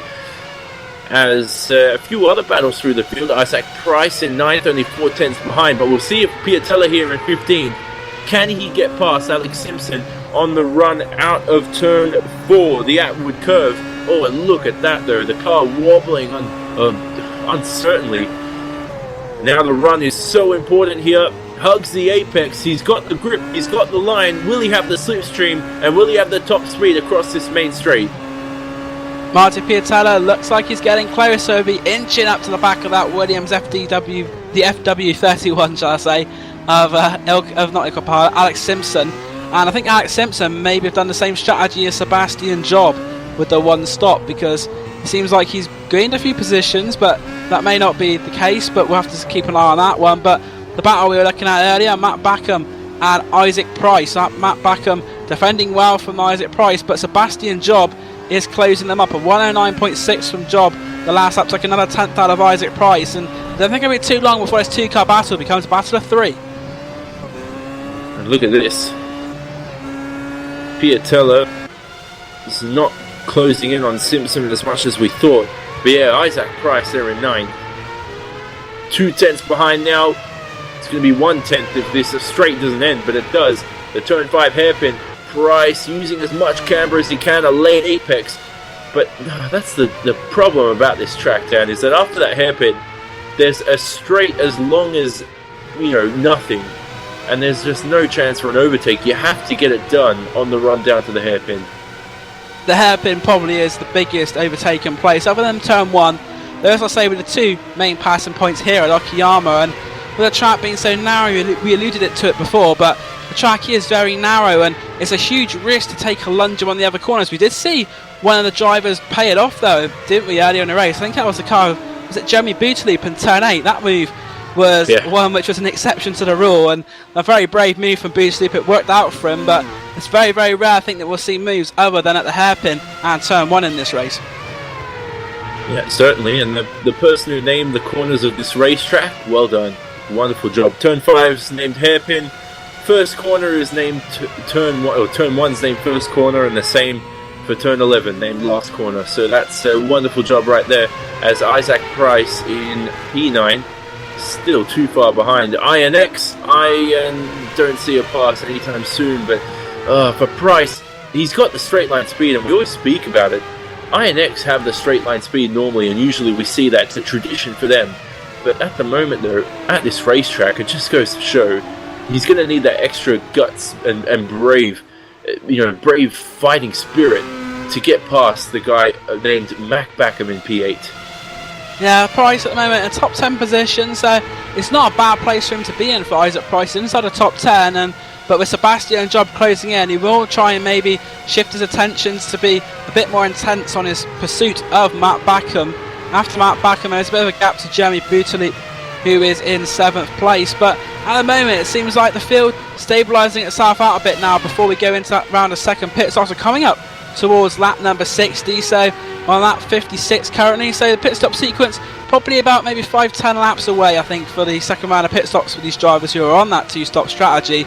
But at the front, it's as it was already. Martin Kroenke, 5.7 lead to Oli Picala. Kroenke just crossing the line now, start lap 57. The car in front of him is the Radicals car of Mo Garfilo, currently in 19th place. So Mo Garfilo about to go a lap down to Martin Kroenke, but Oli Picala crosses the line. It's 5.9, so another 2 tenths from Martin Kroenke to put out on Oli Picala. And Gregor Hutu has actually fallen quite a way back from Oli Picala during this second stint. It's quite interesting to note that, because Picala and Hutu are pretty close at the end of the first stint, but it seems that number 3 car of Oli Picala maybe has a little bit more pace than the former champion, the current champion Gregor Hutu at the moment.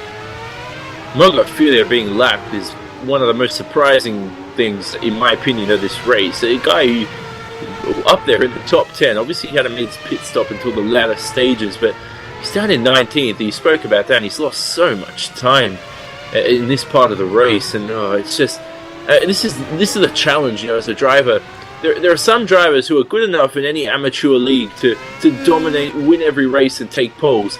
Come to this World Championship Grand Prix series at iRacing, you end up in 20th, 30th place, those drivers who dominate in the amateur league. So it goes to show the pool of talent here at iRacing is incredible. Yeah, this is the most competitive series on iRacing for single seaters, there's no doubt about that. Just saw Gregor Hutu going wide again at the final turn there, so Hutu, I don't think maybe quite enjoying his day as much as he might have done earlier on, but he's still in the top 3, Hutu, so that'd be a podium place for him. But as you were saying before, the breadth of talent in this iRacing World Grand Prix series is massive, so we got some of the very best sim racers in the world, and as you say, there's some people, even the ones currently in, as I say, down 25th, 26th, 27th, they're drivers who could go into most leagues and be very, very competitive, if not, as you say, dominate. So that just shows the breadth of talent we have in this iRacing World Grand Prix series. It's very, very tough to get there, and we also have a pit stop, I believe, Johnny. Yeah, for Hugo Luis out and away, and he just feeds in front of his teammate Andre Porcher. So for Hugo Luis, feeds out in P11, he's definitely going to be guaranteed a top 10 result, quite obviously, but he gets out and away, a 7.8 second pit stop for him, and with 25 laps remaining as Kroenke will cross the line shortly, a really important pit stop for Hugo here. He takes on his fuel very quickly as well. He's got a nice 2.4 second gap to Friskops in front, it's hammer time for for Hugo Luis here, Dan. Yeah, also hammer time for Martin Kroenke. Martin Kroenke coming into the pits now for his second stop. So Commando are the first ones again to make their pit stops. Kroenke had a nearly 6-second lead when he came into the pits. This is going to race Ollie Picard. Where's Martin Kroenke going to come out in terms of traffic? He's going to come out, I think, just in front of Jeremy Boutaloop. So a good pit stop there for Martin Kroenke. He's put him into clear space, and that'll be just what the Commando Simsport driver wanted. Excellent stuff here for Martin Kroenke. Gets the luck to his side, gets the strategy perfect as well. Good thinking in front of Jeremy Boutaloop, is only a few tenths behind him. He's going to have to keep him behind. We see the red line drivers going long in their stint as Pakala will take the lead for this race. 25 laps remaining in this one. If you want to see the 24 hours of Spa on iRacing.com's Road Warrior series, tune in live after the conclusion of this event to RaceSpotTV's coverage. Will Vincent, Rachel Whiteford commentating at the moment, I think, along with Cam Walsh, who's currently in the booth. I'm having a look at the booth there. Yes, they are. So those three currently there. But for now, we concentrate on this epic finish to this event. And we speak about Mitchell de Jong, who enters the pit lane. Those Coanda cars, Dan, not waiting, not leaving any room for error in their pit stops today. Absolutely incredible. They're pitting early, and it'd be interesting to see what happens from the end of the race. We know that Kroenke has pretty much, well, I would say sewn up the win, but he's the favourite. That's definitely the way I see things at the moment. But Mitchell de Jong is in a good battle, I think, with the two red line drivers of Hutu and UC Akola. That's the thing that another thing that I'm going to be paying attention to towards the end of this race. What happens there? And Mitchell de Jong comes out in traffic, and that's Sebastian Job. Yes, Sebastian Job. So Sebastian Job on his one-stop strategy has actually come out in front of Mitchell de Jong. We know that Sebastian Job's tyres maybe a bit more worn out by the end of this race, but that's interesting to see that Sebastian Job has come out in front of Mitchell de Jong, especially if he is on that one-stop strategy. Oh, so for Mitchell de Jong now in P9, it's not working out perfectly for him. He's behind Sebastian. He'll maybe, if he can get past, he'll get it done soon, because Sebastian is obviously on Warner tyres on that one-stop strategy. Rocco Braun also making a pit stop here. Ollie Pakala entering the pit lane for his final pit stop here for round 11. He's approaching his box. Is that... Sorry, I thought that was Alexei Usiakli. He's passing a lap car. But for Ollie Pakala in his box, this pit time needs to be quick. A 7.8 second pit stop for Ollie Pakala. And where will he feed out? Will he feed out in that mad pack of drivers? No, he doesn't. Good pit stop for Ollie there. Mac Backham too far behind. So now for Mitchell de Jong, it's important. He's got to put the pedal to the metal. Needs to get past these drivers as Chris Scops in 9th. Hugo Luis making his way up the order. Sorry, that's Isaac Price who makes a pit stop. Yeah, Isaac Price in the pits at the moment, but it's, as you say, for Mitchell de Jong, being stuck in that traffic is not going to do him very good at all, because as we've been alluding to quite a few times in this broadcast already, this track is narrow. It's one of the harder ones for overtaking, so it's not as if Mitchell de Jong is going to have many places where he's going to be able to take advantage later on in the race, but the further grip he may have than Sebastian Job. But as of course Sebastian Job is on the one-stop strategy, we're not sure yet if he is on a one-stop or two-stop, but it looks like he may be on the one-stop strategy, but we may be wrong. But Mitchell de Jong currently in a place he doesn't want to be at the moment, which is stuck in that pack of traffic. Just having a look at Hutu now, who could be stuck in a little bit of traffic. A guy in front of him will get out of the way here. So for Hutu, oh, this is important as well. Can he get in front of his teammate? Didn't work out for him last time around in the initial pit stop phases for the first time in this race. Will it work out for him for the second time as Mitchell de Jong is slowly dropping time to Sebastian Job in front? We know he is heavier fueled than the Apex Racing UK car, but he does have the fresher rubber. This guy is no one in front of Hutu now. Will he make his pit stop? Leads his third lap of the race. For Alexei Usiakli in second as well. The two team redline drivers still waiting for them to enter their pit box. So for Hutu, this is the moment he made his pit stop last time around. This time he continues. And for Gregor, could indeed, Dan. And if you can do this, it's 23 seconds the gap currently to Ollie Pakala. The more that increases, the more of a chance he has of stealing second place from his teammate. Crucial stage of the race for Gregor. We saw that Ollie was able to pull away a little bit during the second stint of this race, but with Ollie Pakala currently with a heavier car, we see Gregor with less than we've got pit stop here for Alexei Usiakli from second place. So one of the team redline drivers is going into his pit box. Certainly is. So for Alexei Usiakala, the man who started on pole, relatively straightforward, entering his pit box. This will be a quick one, as drivers still flowing past him. A bit of wheel spin coming out of his box. Where's Mac Backham and Sebastian Job? Is that Sebastian Job entering the pit lane? So Sebastian Job on a 2-stop here. He's completely stolen what we've thought. We thought he was on a 1-stop. So for Sebastian now, he's going to exit his box. It was indeed actually, look at the pit time his first time around, as Mac Backham I think Mac Backham might have crossed the white line. It's going to be oh so close, but the Job just gets in front of Isaac Price, and Sebastian Job is in 10th position. Isaac Price will have to make a move on track. Where is Mitchell de Jong? Mitchell de Jong in front of Alexei Usiakala. Hugo Luis 3.8 seconds in 7th place behind Alexei. So now the pit stop's shaking things up even more.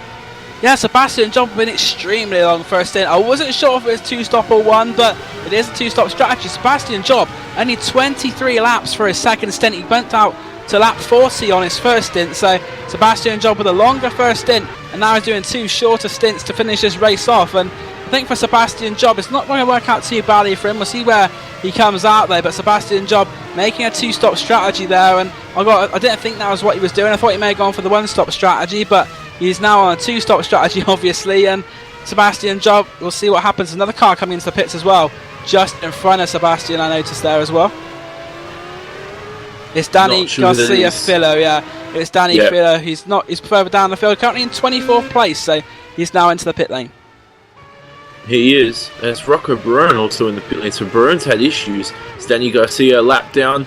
Gregor Houty. Wow, so Gregor Sorry Houty to interrupt, but Gregor Houty coming down the pit lane. Gregor Houty, who was our race leader, had a 23.7 second gap over Ollie Piccardo. And Ollie Piccardo is only 3 seconds behind Martin Kroenke, so that gap has gone down a little bit. It's now Gregor Houty will concentrate as he goes into that Team Redline pit box, the car up on its jacks, and this is quite crucial for Gregor Houty. We saw before that he was battling with Ollie Piccardo. Now where's Ollie Piccardo at the moment? Houty down and away, and Piccardo is going to take that position from Gregor Houty, but the gap is definitely reduced between them, and crucially for Houty, he has got out in front of the radical car of Kazuki Umeshima. So Gregor Houty has definitely caught up a little bit on Ollie Piccardo. But what's going to happen here is we'll see what happens with Martin Kroenke, because Martin Kroenke there's not too much of a gap actually between Kroenke and I thought it was bigger than it was, but it looks like the cars are actually coming back towards Martin Kroenke, Johnny. Yeah, it's going to be frustrating for Gregor not getting past his teammate, but most importantly, those two team Redline drivers probably going to be more in their minds at the moment, chasing down Martin Kroenke, as you spoke about. 2.8 seconds the gap. Someone has stolen those seconds, and I have no idea where they've gone, and I'm still baffled to this second thinking about it. But for Martin Kroenke, we look at the pit stop times, it was 1 second slower than Ollie Pacula, 1.5 seconds slower than Gregor Houty. So for Kroenke, it's gone wrong there, making that earlier pit stop. At the same time, he might have made a mistake in his in or out lap, could have had some traffic, could have been entering his box, maybe entering the pit lane or exiting. So there's so many aspects we can consider here.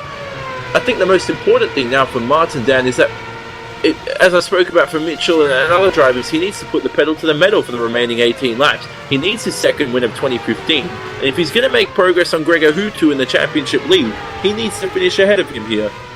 That's also earlier we said about Martin Kroenke having a big lead, and that's a difference really. If you didn't have such a big lead, you might have been either in between or behind these redline cars. I mean, Andre Bocha, we're hearing from Rafael, he's on a bit of pressure here on Mo Garfilo, so Andre Bocha in 15th place, going to try and get past that Radicals car, Mo Garfilo, although at the moment Fido has the advantage. They're coming to start their 66th lap, and those two drivers may actually be lapped by the end of the race, Bocha and Mo Garfilo, but they're currently in 14th and 15th place. Bocha had that little off earlier when he tried to go past Sebastian Job on a recovery drive. He was 16th at one point, up to 15th, so not really made the progress I thought he'd made during the pit sequences, because we thought he'd actually gained quite a few places. But Andre Bocha in 15th place, so has he made a second stop? I'll have a look for Andre Bocha. Has he made a second pit stop? I don't think he... Oh, yes, he has. I think he made a second pit stop on lap 58, Yeah. so Bocha has made a second pit stop, so that may still be an artificial 15th place, and as the race comes to its conclusion, we'll see what happens with that. But the race laps are definitely ticking down very quickly, Johnny. Yep, certainly are. 17 remaining in this one, and for Sebastian, what we didn't notice, Dan, was that his first pit stop was around the same times as everyone around him, and I think that's what confused us. He went very long in that first stint, and his pit stop time was around the 8.5 second range as everyone else. So, I mean, that's something we've missed even here. He tricked us by going long in that first stint. Is that, he's taking the same fuel, so that was... well, now you can realize it now, but that's quite obvious. Realize that that was his two-stop right there. Nevertheless, what he's going to concentrate on now is a top 10 finish, and he's going to have to defend from Isaac Price. He's currently in 10th place. Isaac Price so close behind in that INX car, versing the Apex Racing UK car, but no can do for Isaac Price. He has to settle in for P10 for another few corners. Gregor Hutu right on the back of Wally Pacala now. And we spoke earlier about team orders. Pacala has a gap down to Kroenke to 2.5 seconds, and it seems now at this stage of the race, Gregor Hutu a lot quicker than Pacala, right on the back of his teammate. The two team Redline drivers look like they're catching the commander car of Martin Kroenke. That's up for Kroenke, a 109.552. A lap for Pacala of 109.525, but Gregor Hutu a 109.323. We know that Gregor Hutu can turn it on at any time and provide the sort of magic which has seen him win these so many championships he has, and it looks like in the last 15 or so laps of this race we could see another magic moment from Hutu. But what will happen with Pacala? I think at this point in the race Pacala is holding Gregor up now. Could certainly be the case. Those red line drivers have to work together. The gap to Kroenke as he's lapping a few cars here is 2.2 seconds as Kroenke will cross the line, and this will be 15 laps remaining. He has a 2.2 second lead over Olli Pacala in second place, and behind him the mad scrambling four-time world champion Gregor Hutu, only half a second behind his teammate Mitchell de Jong, a further 7.5 seconds behind those three, and then Alexei Usiakala 5.5 behind Mitchell, 5.9 behind Alexei is Hugo Luis in 6th, 12.6 seconds behind Hugo's Jeremy Bootlip. Then we have a big battle between Mac Backham, Sebastian Job and Isaac Price rounding out the top 10. Round 11 of the iRacing.com World Championship Grand Prix Series here live on RaceSpotTV. Johnny Simon in the commentary booth with Dan Blake and Raphael Sunk broadcasting for us on cameras. And now this battle down with Gregor Hutu in P3. This is the closest he has been all race to Olli Pacala. Yeah, Hutu catching up to Pacala, but they also got another car in front of him. That's a lap car of Jani Tomala. So Jani Tomala, I don't think he's going to be quite close enough to get him on that first straightaway, but Tomala will be lapped, I think, on this next lap by the second and third place cars. So it's going to allow Kroenke, because more traffic in front of Kroenke. That's interesting. He's got quite a stream of cars in front of him. That is the cars of Danny Garcia-Fido, Richard Avery. Oh, Ricky Aratalo's gone off. Ricky Aratalo off the track, and that is just coming up towards turn 2. Ricky Aratalo, see what happened there for him, but it looks like the Finnish driver, his race is over. He came out of turn 1. Let's see what happens here. He gets a wheel on the sand and then he clatters into the barrier. That's a hard hit for Ricky Aratalo, and that suspension will be gone on that. And unfortunately for Ricky Aratalo, that looks like it's going to be race over for the Glacier Racing driver.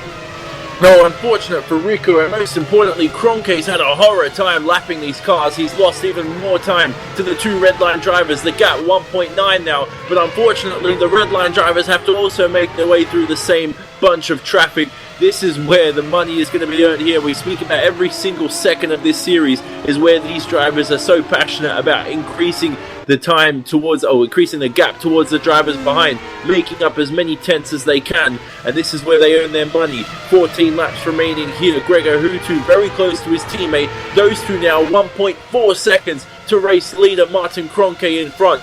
13 laps as they cross the line now for Martin. He has to keep his composure in these latter stages. And also another advantage Pacala and Hutu have, they're not actually the first cars on the scene obviously with Kroenke, so the back markers are a little bit more aware that they got the leaders coming on them. And Martin Kroenke got past Richard Avery, but the gap now 1.4 seconds between Kroenke and Pacala. Gregor Hutu less than 2 seconds behind as well, and we'll strap yourselves in, boys and girls. This last 12 laps I think are going to be an absolute roller coaster ride. Yeah, that's a good point that you mentioned there, is that, you know, the back markers were going to be aware by the time they reach the red line drivers, they're going to help them out more. But for Pakala now, who is that in front of him? That is Richard Avery, currently in 18th position, getting right out of the way those two screaming Finnish drivers who, when I say screaming, Dan, they're from Finland. They're probably quite composed at the moment, heading into these final remaining 12 laps of the race as Kroenke will cross the line. Avery does a good job though, gets out of the way on the run into turn 8. So Pakala and Hutu had a pretty clean run this lap, and Olli Pakala will be able to see the back of that Coanda Simsport car getting ever closer. And if they ever needed any encouragement to really push for the last few laps, this is going to be it. And Martin Kroenke just coming out the last corner now and towards the start finish straight. The two redline drivers maybe a little bit wider. Kroenke a 109.368, Pakala a 109.4, and Gregor Hutu a 109.314. So they're running at quite a similar pace here. Oh, and look at Pakala on the limit of the track. Hutu ran wide at turn 1, Pakala almost clipping the grass at the exit of turn 4 as they approach the hairpin. Turn 5. Oh, look at the pace here. What a finish. And so let's see how much time they can make. Look at Hutu though. He's missing apexes, and I think that's mostly to do with the dirty air. He's trying to push Dan, but he's limited just by the understeer he gets at the front end of that Williams F1 car. Yeah, Hutu stuck behind Olli Pakala at the moment, but while they're still trying to gain space on the car of Martin Kroenke, it's going to be interesting to see what happens, because I think now Pakala, and there's a car sliding off in the background I saw there as well. That was the car of Danny Garcia Fillo, I think. Managed to correct it, but he's back on. But back to the two team redline drivers. Kroenke is starting to pull away now, and I think Pakala is starting to inch away a little bit from Gregor Hutu. But this is going to be very interesting things, because Kroenke and Olli Pakala, the gap 1.4 seconds. If Kroenke can just keep doing what he's doing now, I think he'll just about take the victory. But these redline drivers need to sort things out pretty quickly if they're going to challenge for the victory, because we don't want to see Pakala holding up Hutu or anything. If Hutu's got a chance of winning this race, maybe they should let him through, but I don't think that's going to happen, because Pakala is showing that he has the pace as well. Last time around, Pakala was almost a 10th faster than Kroenke, and more than a 10th faster than his teammate behind. So, we've been underestimating Ollie here. He's still third in the standings. It's going to be interesting to see. I don't think he's going to let Gregor pass, because he needs the points as well, you know. If things go his way come the end of the season, he could still win this championship. He's probably the best guy, other than Hutu and Kroenke, who can win this title. Hugo Luis in 6th at the moment is going to lose quite a significant amount of points to these top 3. But these top four in the standings, which are Hutu, Kroenke, Pakala and Luis, they're going to end up with another top 10 finish if things remain the same at the moment. But a few drivers now near that top 10 still have Backham, Job and Price battling it out, but no passing manoeuvres there as well, and we're still waiting here. There's Hutu losing a bit of time to Pakala. So Pakala's really stepped up the engine modes, or we spoke to a few drivers before the race about using in-car adjustments come the latter stages of the race due to less fuel loads as the tyres wear out. And you'll see towards the end of the stint, Dan, the car's going to be harder to control, less grip. Those in-car adjustments so critical.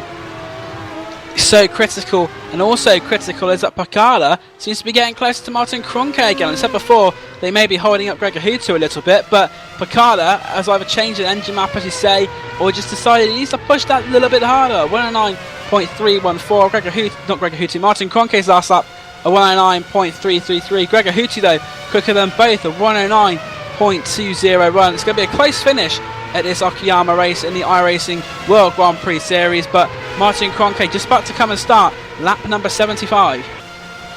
And speaking about lap number 74, you just spoke about the lap times. Within 0.02 of a second, those three drivers last time around, almost identical lap times. Pakala's made a mistake, and that's allowed Hutu into the clutches here. He's gained a couple of tenths through the exit of turn 4, but he's obviously too far behind to make a move here, braking very late into turn 5. But for Hutu, he wants to put the pressure on as well. He needs that second place from his teammate. For Kroenke, this is just helping him break away at the moment. How is this race going to finish? We'll see. But who would have thought 83 laps of racing, it comes down to the wire, guys doing identical lap times, Dan, and these are the best drivers in the world, as we spoke about, and they're really proving their worth at the moment.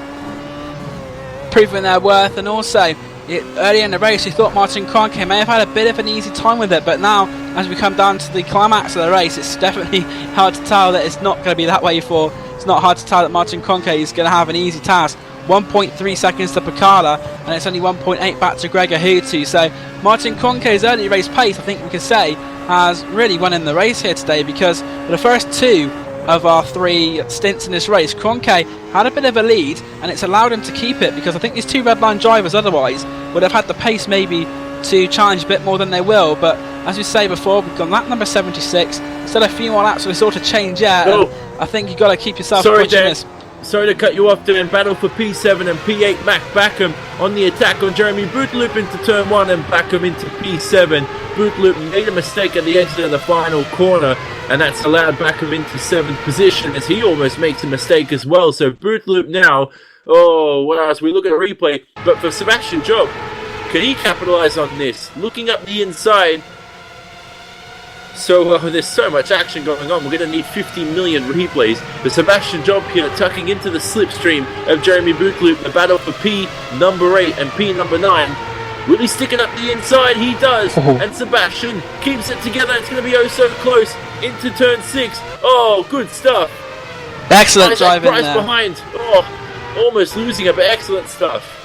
Yeah, Jeremy Bootloop made a mistake and he's lost 2 in a space of time. And here comes Price as well. That iNets driver trying to go past Jeremy Bootloop on turn 8. We saw Bootloop do that move himself, but this time he's defended it. But Isaac Price can sense the blood in the water as such, because Bootloop has lost a couple of positions, and Isaac Price there with a very opportunistic lunge didn't quite make it stick, but Isaac Price very close to taking that position, and all around it seems like the field closing up again in these final stages of the race, and it's quite exciting, not only for the top 3 positions, which has closed down even more, but further on in the top 10. We've been watching this battle, but Olli Pakala is now within a second of Martin Kroenke, 2/10 faster last lap. Gregor Houtu as well, 6/10 behind Pakala. What's going to happen here? But we go back to this battle for 9th and 10th. Price has a great run here in the INX racing car, tucking into the slipstream of Jeremy Bootloop up the inside into turn 5, braking very late, and a candy from a baby move, really leaving Jeremy Bootloop vulnerable for a pass. And up into P9 goes Isaac Price with 6 laps remaining. We go back to that battle for the lead as Jeremy Bootloop has lost so many positions from 7th to 10th in a couple of laps. Absolutely horrid. But for Martin Kroenke, he's lost another 2/10 to Olli Pakala last lap around. He's approaching another few lap cars. He's trying to ounce every little bit of slipstream he can. Under a second now, the gap that came across the line was 0.871, so Martin Kroenke seeing this lead built up, getting very, very small, and he's going to be maybe, I wouldn't say he's going to be panicking, but I think for Martin Kroenke, he's going to feel a bit of pressure there, the DX driver, because he's got 2 Finnish drivers, Olli Pakala and Gregor Houtu for Team Redline, trying to catch up. It's Coanda versus Redline. At the moment, Coanda have the lead, and I think Kroenke is going to be pleased it's only an 83 lap race, because these cars are going to be getting closer and closer to him. Look here, lap times last time around, Kroenke at 1 minute 9.2, the same for Pakala and Houtu. So this time around, Pakala and Houtu both did 1 minute 9.0s or dead last time around, 2/10 slower. Mitchell Dion also matching that, so had he been up there, he could have been really fighting for a win here. Kroenke squeezing every little ounce of energy he has in the latter stages of this event. Bootloop though is dropping down the order quite rapidly, so for Jeremy Bootloop, not working out for him well at the moment. 5 laps remaining in this event for Martin Kroenke. Will he sail on to win number 2 of 2015? That's the big question at the moment. But I mean, we mustn't forget at the same time, Dan, Pakala is closing in on Kroenke, which is exciting, but I keep forgetting, at least personally myself, that Houtu's so close to Pakala, and a passing maneuver could just come out of nowhere. If Houtu decides to dive, Pakala has to be aware. Especially on the closing stages of the race now, it's all or nothing really, but Kroenke and Pakala had exactly the same lap time to the exact 1,000th on lap 78. So now they're coming to complete lap 79. Martin Kroenke a 109.186, a 109.124 for Olli Pekala, and a 109.130 for Gregor Hutu. So once again, the two red line cars are quicker than that Commander car, only half a tenth or so, but every little helps. On lap 80, Mitchell de Jong behind a 109.1 as well. So as you said before, Mitchell de Jong seems to find a little bit more pace in that Commander car as well, but at the moment there's some more traffic coming as well with Johnny. We've got the cars in front of them as well, so that could be an interesting end to the race. I saw there were some tail enders which they will come to by the end of the race, and those are the cars of, that will be Joe Vaz, Marty Piatila, Alex Simpson. So they're all racing for 15th, 16th and 17th. They're in a battle of their own, so they're not going to be too keen to make way for these leaders. So we're coming now towards the start of lap 81, and I think we're going to be in for it. I said it before and I'm going to say it again, we are in for a right finish here at Okayama, round 11 of the iRacing World Grand Prix Series. Martin Kroenke rounds the final corner, 3 laps remaining in this event, as Pacala is ever so close, the closest he's been all race to Martin Kroenke. 2/10 faster last time around for Pacala than he was then race leader Martin Kroenke. Hutu 3/10 faster than Kroenke, the leader. These two are using the slipstream, Hutu using the double slipstream, especially on this straight down. So important now that Pacala gets as close as he can to that Coanda car to maximise as much time as he can. Yeah, Pacala will be trying to follow every movement that Martin Kroenke makes down this back straight, and they haven't caught up to those slower cars yet, but so I think it'll be by the end of this lap or the beginning of lap 82. So the tail enders I think will definitely play a factor in this race. Just which way will it go? Oh, the dirty air coming into play as Pacala's butchering a few corners here in the middle stages of the lap, the slower parts, as we head towards turn 8 and then turn 9, the double hairpin, the left and then the right. As these top 3 are, this is such an ending here. It'll be 2 laps remaining for Kroenke this time around. He has 4 career wins to his name and he wants to make it 5. He needs to reach it. A new emerging talent last year on towards the iRacing World Championship Grand Prix Series racing scene. Another 10th slower than those 2 behind. He's run a little bit wide at turn 1, but he keeps it together. And look how close Olli Pacala is, half a second behind now. Oh, for Kroenke, when they approach those lap cars, he's going to have to play it perfectly. All those lap cars are just going to have to get out of the way, get onto the grass and not affect this battle. And if that's the case, I think Kroenke could sail to a win if those lap cars aren't a factor. I said it before, but I don't think it's going to happen like that because they're battling for position. You've got Simpson, Piatella and Vaz. That's the battle for 15th, 16th and 17th. Just like we've got a 3-car battle here for the lead, they're in their own 3-car battle. They're not going to want to lose time on the ones they're fighting, but Martin Kroenke is going to be counting down the corners now. He's got about a lap and a quarter to go, but these 3 back markers in front, I think, will definitely play a factor because Kroenke can't be any less than a second, but Olli Pacala, not too far behind now, is very close to Martin Kroenke, and we're coming on to start the final lap now, and Martin Kroenke, I think, still my favourite to win this race, but anything can happen with these tail enders. Final lap for Martin Kroenke, trying to sail to another Coanda SimSport win, his 2nd of 2015, his 5th career win. Can he keep it together on this final lap? Will those lap cars get in the way? We'll have to wait and see. And most importantly though here, if it finishes this way with these top 3 down, this is the most important part of the lap here, the exit of turn 4, Kroenke pushing, oh look at that, Kroenke has nailed the exit of turn 4. Fantastic exit for Martin Kroenke as they go breaking down towards turn 5, the hairpin. It's now the right hand hairpin for Martin Kroenke, goes down towards 6 and 7, and the car of Joel Vaz is directly in front of him. I think Joel Vaz though may actually just stay in front of Kroenke before they get to the start finish line. I don't think he will become a factor because Kroenke's got a little bit of a gap. There's not much of a gap at all, but Kroenke I think is just about going to have it, and also with that car in front he will get a bit of slipstream down the straight as well, so this may benefit Martin Kroenke. He's going to come around the last corner. I'll let you finish things off, Johnny. Martin Kroenke rounds the final corner and takes the 2nd win for 2015 for Coanda SimSport, or the 3rd win for Coanda SimSport, 2nd win for him, as Pacala, oh so close, gives him a tap at the finish line. But for Olli Pacala, he comes home in 2nd, Hutu will come home in 3rd. Win number 5 on the career list for Martin Kroenke. Another win added to his name. An incredible race. Ekes it out just in the final few laps, and wonderful job from him. Absolutely incredible. And wow, so that's good stuff here from Martin Kroenke. I mean, you speak about it, Dan. I'm completely impressed by that finish. Those three drivers doing an absolute incredible job. We'll round out the rest of the order for you. I'm lost for words. Mitchell de Jong in fourth. Alexei Usiakala, the pole sitter, comes home in fifth, 17 seconds behind. Then it's Hugo Luis, Mac Backham just getting in front of Sebastian Job in eighth. Isaac Price in ninth. Jeremy Bootlet rounding out the top 10, but lights the flag. Martin Kroenke, his fifth career win, second of 2015, Dan.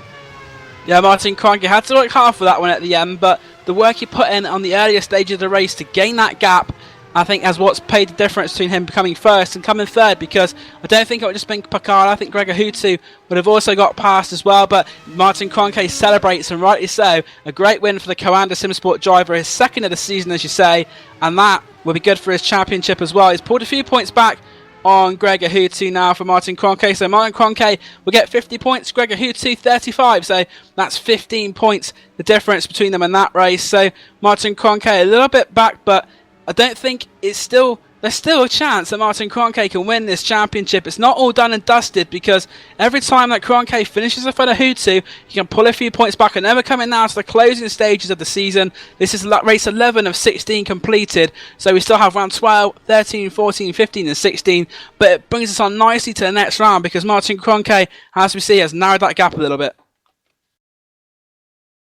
We'll look at the results as the drivers come towards the pit lane. They're just exchanging a few pleasant words, but what a finish from those top three.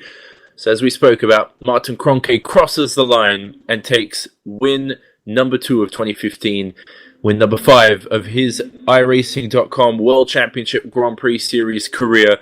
Olli Pakala has to settle in for second place, the bridesmaid once again, but he gets a solid result. He had some great pace here today, and he comes home just ahead of championship leader and 4-time world champion Gregor Hutu, his teammate. Those three on the podium. Behind them, Mitchell de Jong just inside the 10-second range. He's in 4th place. Alexei Usiakala, the pole sitter, we're expecting him to really be up there most of the race, but he had a poor start and he dropped down. Comes home in 5th. Hugo Luis will finish in 6th. A quiet race for him in the latter stages. Mac Backham, Sebastian Job and Isaac Price made the most of Jeremy Bootloop's late mistake and ended up finishing in 7th, 8th and 9th, respectively. Then we had Jeremy Bootloop 10th, Robin Friskops in 11th, ahead of Ilka Hapala. Morgafilio in the end ended up in 13th position after his odd strategy, and he still got a solid result out of that. Andre Bocha in 14th. What a horrid race for Andre Bocha. He's had better results than that. 6th in the championship coming into this round, losing a lot of points. For now, we also look at Alex Simpson. Gets a solid result in 15th. Marty Piatella and Yao Vaz round the rest of the drivers on the lead lap. The drivers finishing outside the lead lap, Richard Avery, Yoni Tamala, Kazuki Umashima in his first race for Radicals, Toma Meglek, Paul Ilbrink, David Akorps, Danny Garcia Filol, and then Miguel Martin and Justin Lindsay. Our DNFs, Riku Alatalo with a late spin, Rocco Barone with some technical issues. The same goes for Patrick Holtzman. Yunus Nukarunen had a promising early pit stop strategy. Didn't work out for him. He DNF'd from the race. And then Dimitri Yanis, Graham Carroll, Riley Preston, and Dion Vergis, our participants in this race.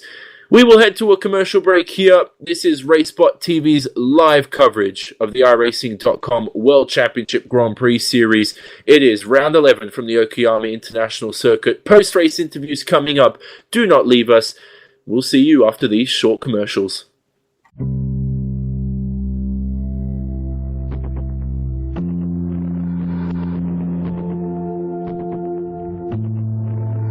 We're so excited to be bringing the Nürburgring to everybody.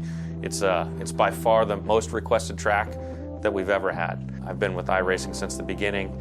I can't tell you how many people I've met at trade shows or racetracks and demos that we've done all across the United States and even in Europe, and it's always the most requested track that we've had. And it's always been kind of a sad answer, no, we don't have it. When are you bringing it? And we never really had a good answer. And obviously we announced this last year and it's super exciting. I mean, it really is one of the premier tracks in the entire world. The Nürburgring, to me as a race fan, is the holy grail of racetracks. Even from the gaming aspect, just getting that car around that track was a personal achievement by itself. It's kind of got this iconic status to it that makes it different than any other track in the world. We actually have a lot of history with the Nürburgring dating back about 20 years. We created a version of the track for Grand Prix Legends, which was a Formula One simulation for the PC. But this will be the first time that we've worked on the track with laser scan data, highly precise measurements, and of course the iRacing standards of quality. So we're really excited about this project and we can't wait to release it. There are two main facilities at Nürburgring. There's the Grand Prix course, which is basically a modern F1 style racetrack. And then there's the Nordschleife itself, which has been around for decades. And of course the combined course, where you can take the Grand Prix course, drive around it, and then there's a point where you branch off onto the Nordschleife and you continue there all the way around the Nordschleife and then back down to the Grand Prix course. And the end result is an extremely large, unique racetrack. We arrived with a really large crew. Actually, 4 of us made the trip, and we spent a week there photographing the track, taking video recordings of the racetrack, the surroundings, the scenery, the towns. And when it's all said and done, we returned home with a massive amount of data. If you took our largest project ever, this is probably 4 times that size. So it's going to take a lot of work, but it's really our plan and our intent not to cut any corners and really produce and create the best version of the Nürburgring possible that we can. The terrain and topography of the area that surrounds the Nürburgring is really important to the character and accuracy and feel of the track. We're really working on new ways and methods and types of data that we can use to build the best topography and best terrain model possible. And it will be something never before seen in iRacing or racing sims in general.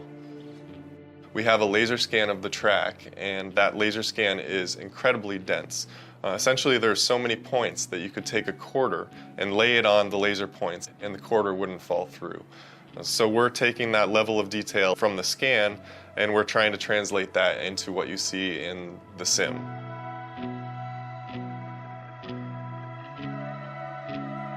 You won't find the level of detail that we bring to tracks anywhere else.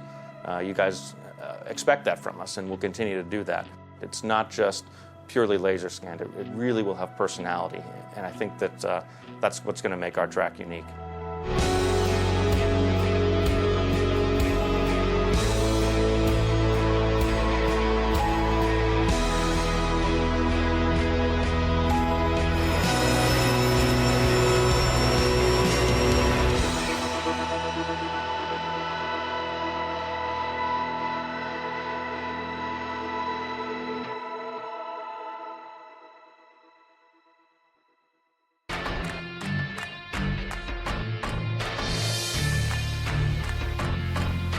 Ladies and gentlemen, welcome here back to RaceSpotTV. I am Will Vincent, and of course you know that I'm not commentating today on the iRacing.com World Championship Grand Prix Series. That's because I'm over at Circuit Spa-Francorchamps with coverage of the 24 Hours of Spa. Now, just a moment ago, Paul Guez, who was running 3rd place in class, has had himself a moment. We've got ourselves Marcus Hamilton leading the way in the LMP division for Fiction Racing. Carl Skibikas for Commander Sim Sport is trying to make it 2 wins in 1 day for Commander Sim Sports. Congratulations to Martin Kroenke for us. Come and see us after the race. We've got ourselves 21 hours and 20 minutes worth of racing to go, and you can catch it all weekend long here on RaceSpotTV. Back to you, Johnny. Thanks, Will, and yes, catch the wonderful 24 Hours of Spa. That's an entertaining event. We'll be covering all 24 hours live here on RaceSpot. But now, though, the conclusion and post-race coverage of the wonderful Round 11 here from Okayama. And I'm lost for words, Dan, and that race, I mean, we speak about Martin absolutely having that early lead. In the latter stages, a man who we're going to speak to now, Olli Pakala, just missing out on the win. And Olli, I mean, were you doubting yourself with Martin with that early lead? I mean, he had about a 5 or 6 second lead on you. How did you gain that in the second pit stop phase? Yeah, I'm not sure. I think Martin had a bit of battle and traffic with the Jeremy Boutoloop between those 3 laps before I pitted second time. So I catched that what was it, 3.5 seconds. I got him, and then towards the end, Greger was in my rear again. Obviously after his second pit stop, and he made me push pretty hard towards my limits, and then we catched Martin. I was a bit surprised. I don't know, Martin, were you a bit nervous or not? I don't know. At least I was. We speak about. By the way, I just realised that Martin was in here with us. So sorry, Martin, for skipping you, but we'll go to you next. But Ollie, I mean, having your teammate behind you all race, were there any team orders between Team Redline? Because you're still fighting for the title. You came in 112 points behind your teammate Hutu coming into this round. You're in third. I mean, was that the right decision for you to stay ahead of your teammate there? Because you're still fighting for the title yourself. Yeah, obviously we don't have any team orders in Team Redline, so we, as drivers, we do our decisions by ourselves. I thought when I saw that Greger was so fast, he gained like almost half a second per lap after he pit the second time. So I was thinking that I would let him go and catch Martin, and we try to overtake Martin together. But then I realized that this dirty air affects so much, it's pretty impossible to overtake. So I didn't give him that position, and I decided that let's fight for it, and it turned out to be quite a fun battle towards the end. So you seem quite content with that race. You seem quite pleased with it. Will you be pleased with next round at Indianapolis? And I mean, is that a track that Team Redline will succeed at? Yeah, we will see. Obviously, with new dynamic weather, it's a bit difficult to say who will be strong. Obviously, Martin was fastest today, but I'm expecting Indianapolis quite a lot after this Okayama. This is I don't like this track. It's like driving karting with a 600 horsepower supercar. So, but we will work for a better result. Obviously, it was good to have Alexi also back into our team, and after his break, and he is obviously with the pole provided us a good result, and we are working a lot towards the next race, obviously, to get some much more fun battle. Any final words in Finnish to your sponsors? Obviously, hey, thank you for the stream team, good job there, and thanks to Fanadec and Okayama, our sponsors. They support us quite well, so without them I wouldn't be here. And obviously thanks to team, Greger, Alexi, Dom, Enzo, Hatse, and our new guys Max and Kevin. And it's quite fun them to join. Ja ei mitään, tässä nyt oli vähän tämmönen OK kuoli ja OK kisaa siinä, vähän Keke painosti ja Martin pääsi siinä ekalla stintillä vähän karkuun, kun meillä oli vähän eri suunnitelmat. Aleksi otti huonon startin, niin siinä meni tavallaan meidän tiimin taktiikka sitten, että Aleksi olisi pitänyt Martinia ja me oltaisiin sitten sieltä Keken kanssa takaa otettu se Martini pois sieltä parikkopysähyksillä ja se meni sitten vähän niin kuin siinä, mutta eipä siinä mitään. Hyvä kisa, kiitoksia kaikille, terveisiä tovereille ja party on, later on. Thank you, Johnny and the guys. Thanks to Olli Pakala there, who finished in second place for Team Redline. We'll focus our attention now to race winner Martin Kroenke. And Martin, your 5th career win, 2nd of 2015. Surely you're pleased with that, despite the very, very close finish. You blew that early lead early in the race. Hello. Yes, I am fairly pleased with the result. It's a little bit of a shame that the gap was melting away at the end a little bit, but well, I guess as long as I'm still in front, I don't really care too much about the gap. So yeah, I'm happy. We also, before I hand you over to Dan Blake, in the race as well, I mean, what happened in that second stage of the pit stops? I mean, how did you lose all that time? Was it traffic, or did you make a mistake on pit entry, pit exit, your out laps? Partially traffic, but I think most of the gap was lost because I had a little bit of a contact with a lapper. It was a lag contact. I believe there was a little bit of a gap, but anyway, it counted as a contact. And I think I had some slight right rear damage at some point, but it didn't really slow me down that much. So it was still okay to drive. Just a little bit snappy in turn 2. Well done, Martin, on your victory. And the final few laps of that race where the two red line drivers are catching you up, I suppose you're quite happy the race wasn't a few laps longer because there were some more traffic in front of you there as well towards the end. Yeah, there was quite a bit of traffic ahead, and I'm fairly glad that the race was actually over, especially after 83 laps of going around the same place. It gets kind of annoying. Yeah. So also today we've seen you close the gap to Gregor by 15 points and then finishing third and you first. With the next race coming up at Indianapolis, what do you think will happen over in America there? To be honest, I have no idea. I can't make any estimate about that. Traditionally, Indy hasn't been one of my favorite tracks. Actually, one of the few tracks you could almost say hate. But well, everyone has to drive it. I'm sure there's other guys that don't like it as well, and we'll try to make the best out of it. Usually, pace-wise, we have been fairly good there, but we'll see.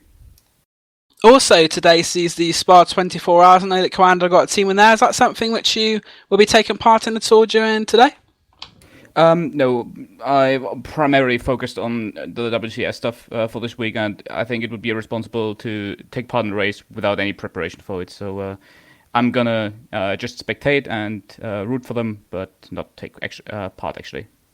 Thank you very much, Martin. Congratulations, and I'll hand it back over to Simon. Johnny, even. Thanks, Dan. Finally, we will end there. I don't think Hugo will be joining us. He's not here. He grabbed something to eat, some post-race meals. Any post-race meal finally from you, Ollie or Martin? Any things you normally eat, or is it the same beer every race, Ollie, that you always have? No, occasionally I drink vodka and long drinks. Okay. But, yeah.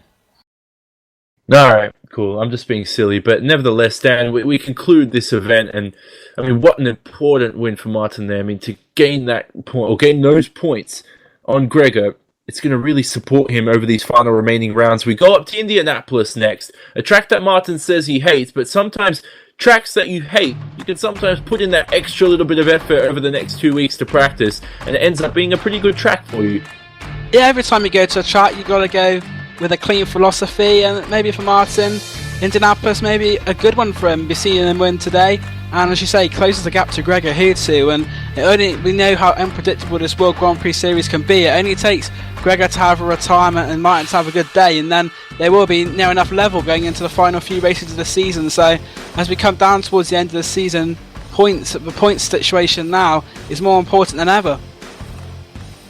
Certainly is. That will be live on RaceSpotTV in a couple of weeks' time. Tune in on the 16th of August at 14 GMT. I'm Australian, so everything's at 3 o'clock in the morning. But anyway, it will be indeed at 14 GMT. Tune in for round 12 of the 2015 season. It's going to be one heck of a finish to this season. Martin Kroenke takes his 5th career win, 2nd of 2015. Ollie Pakala and Hoot to round out the podium. For now, though, Johnny Simon in the commentary booth, Dan Blake alongside me, and Raphael Sunk broadcasting. We say so long from the Okayama International Circuit in Japan.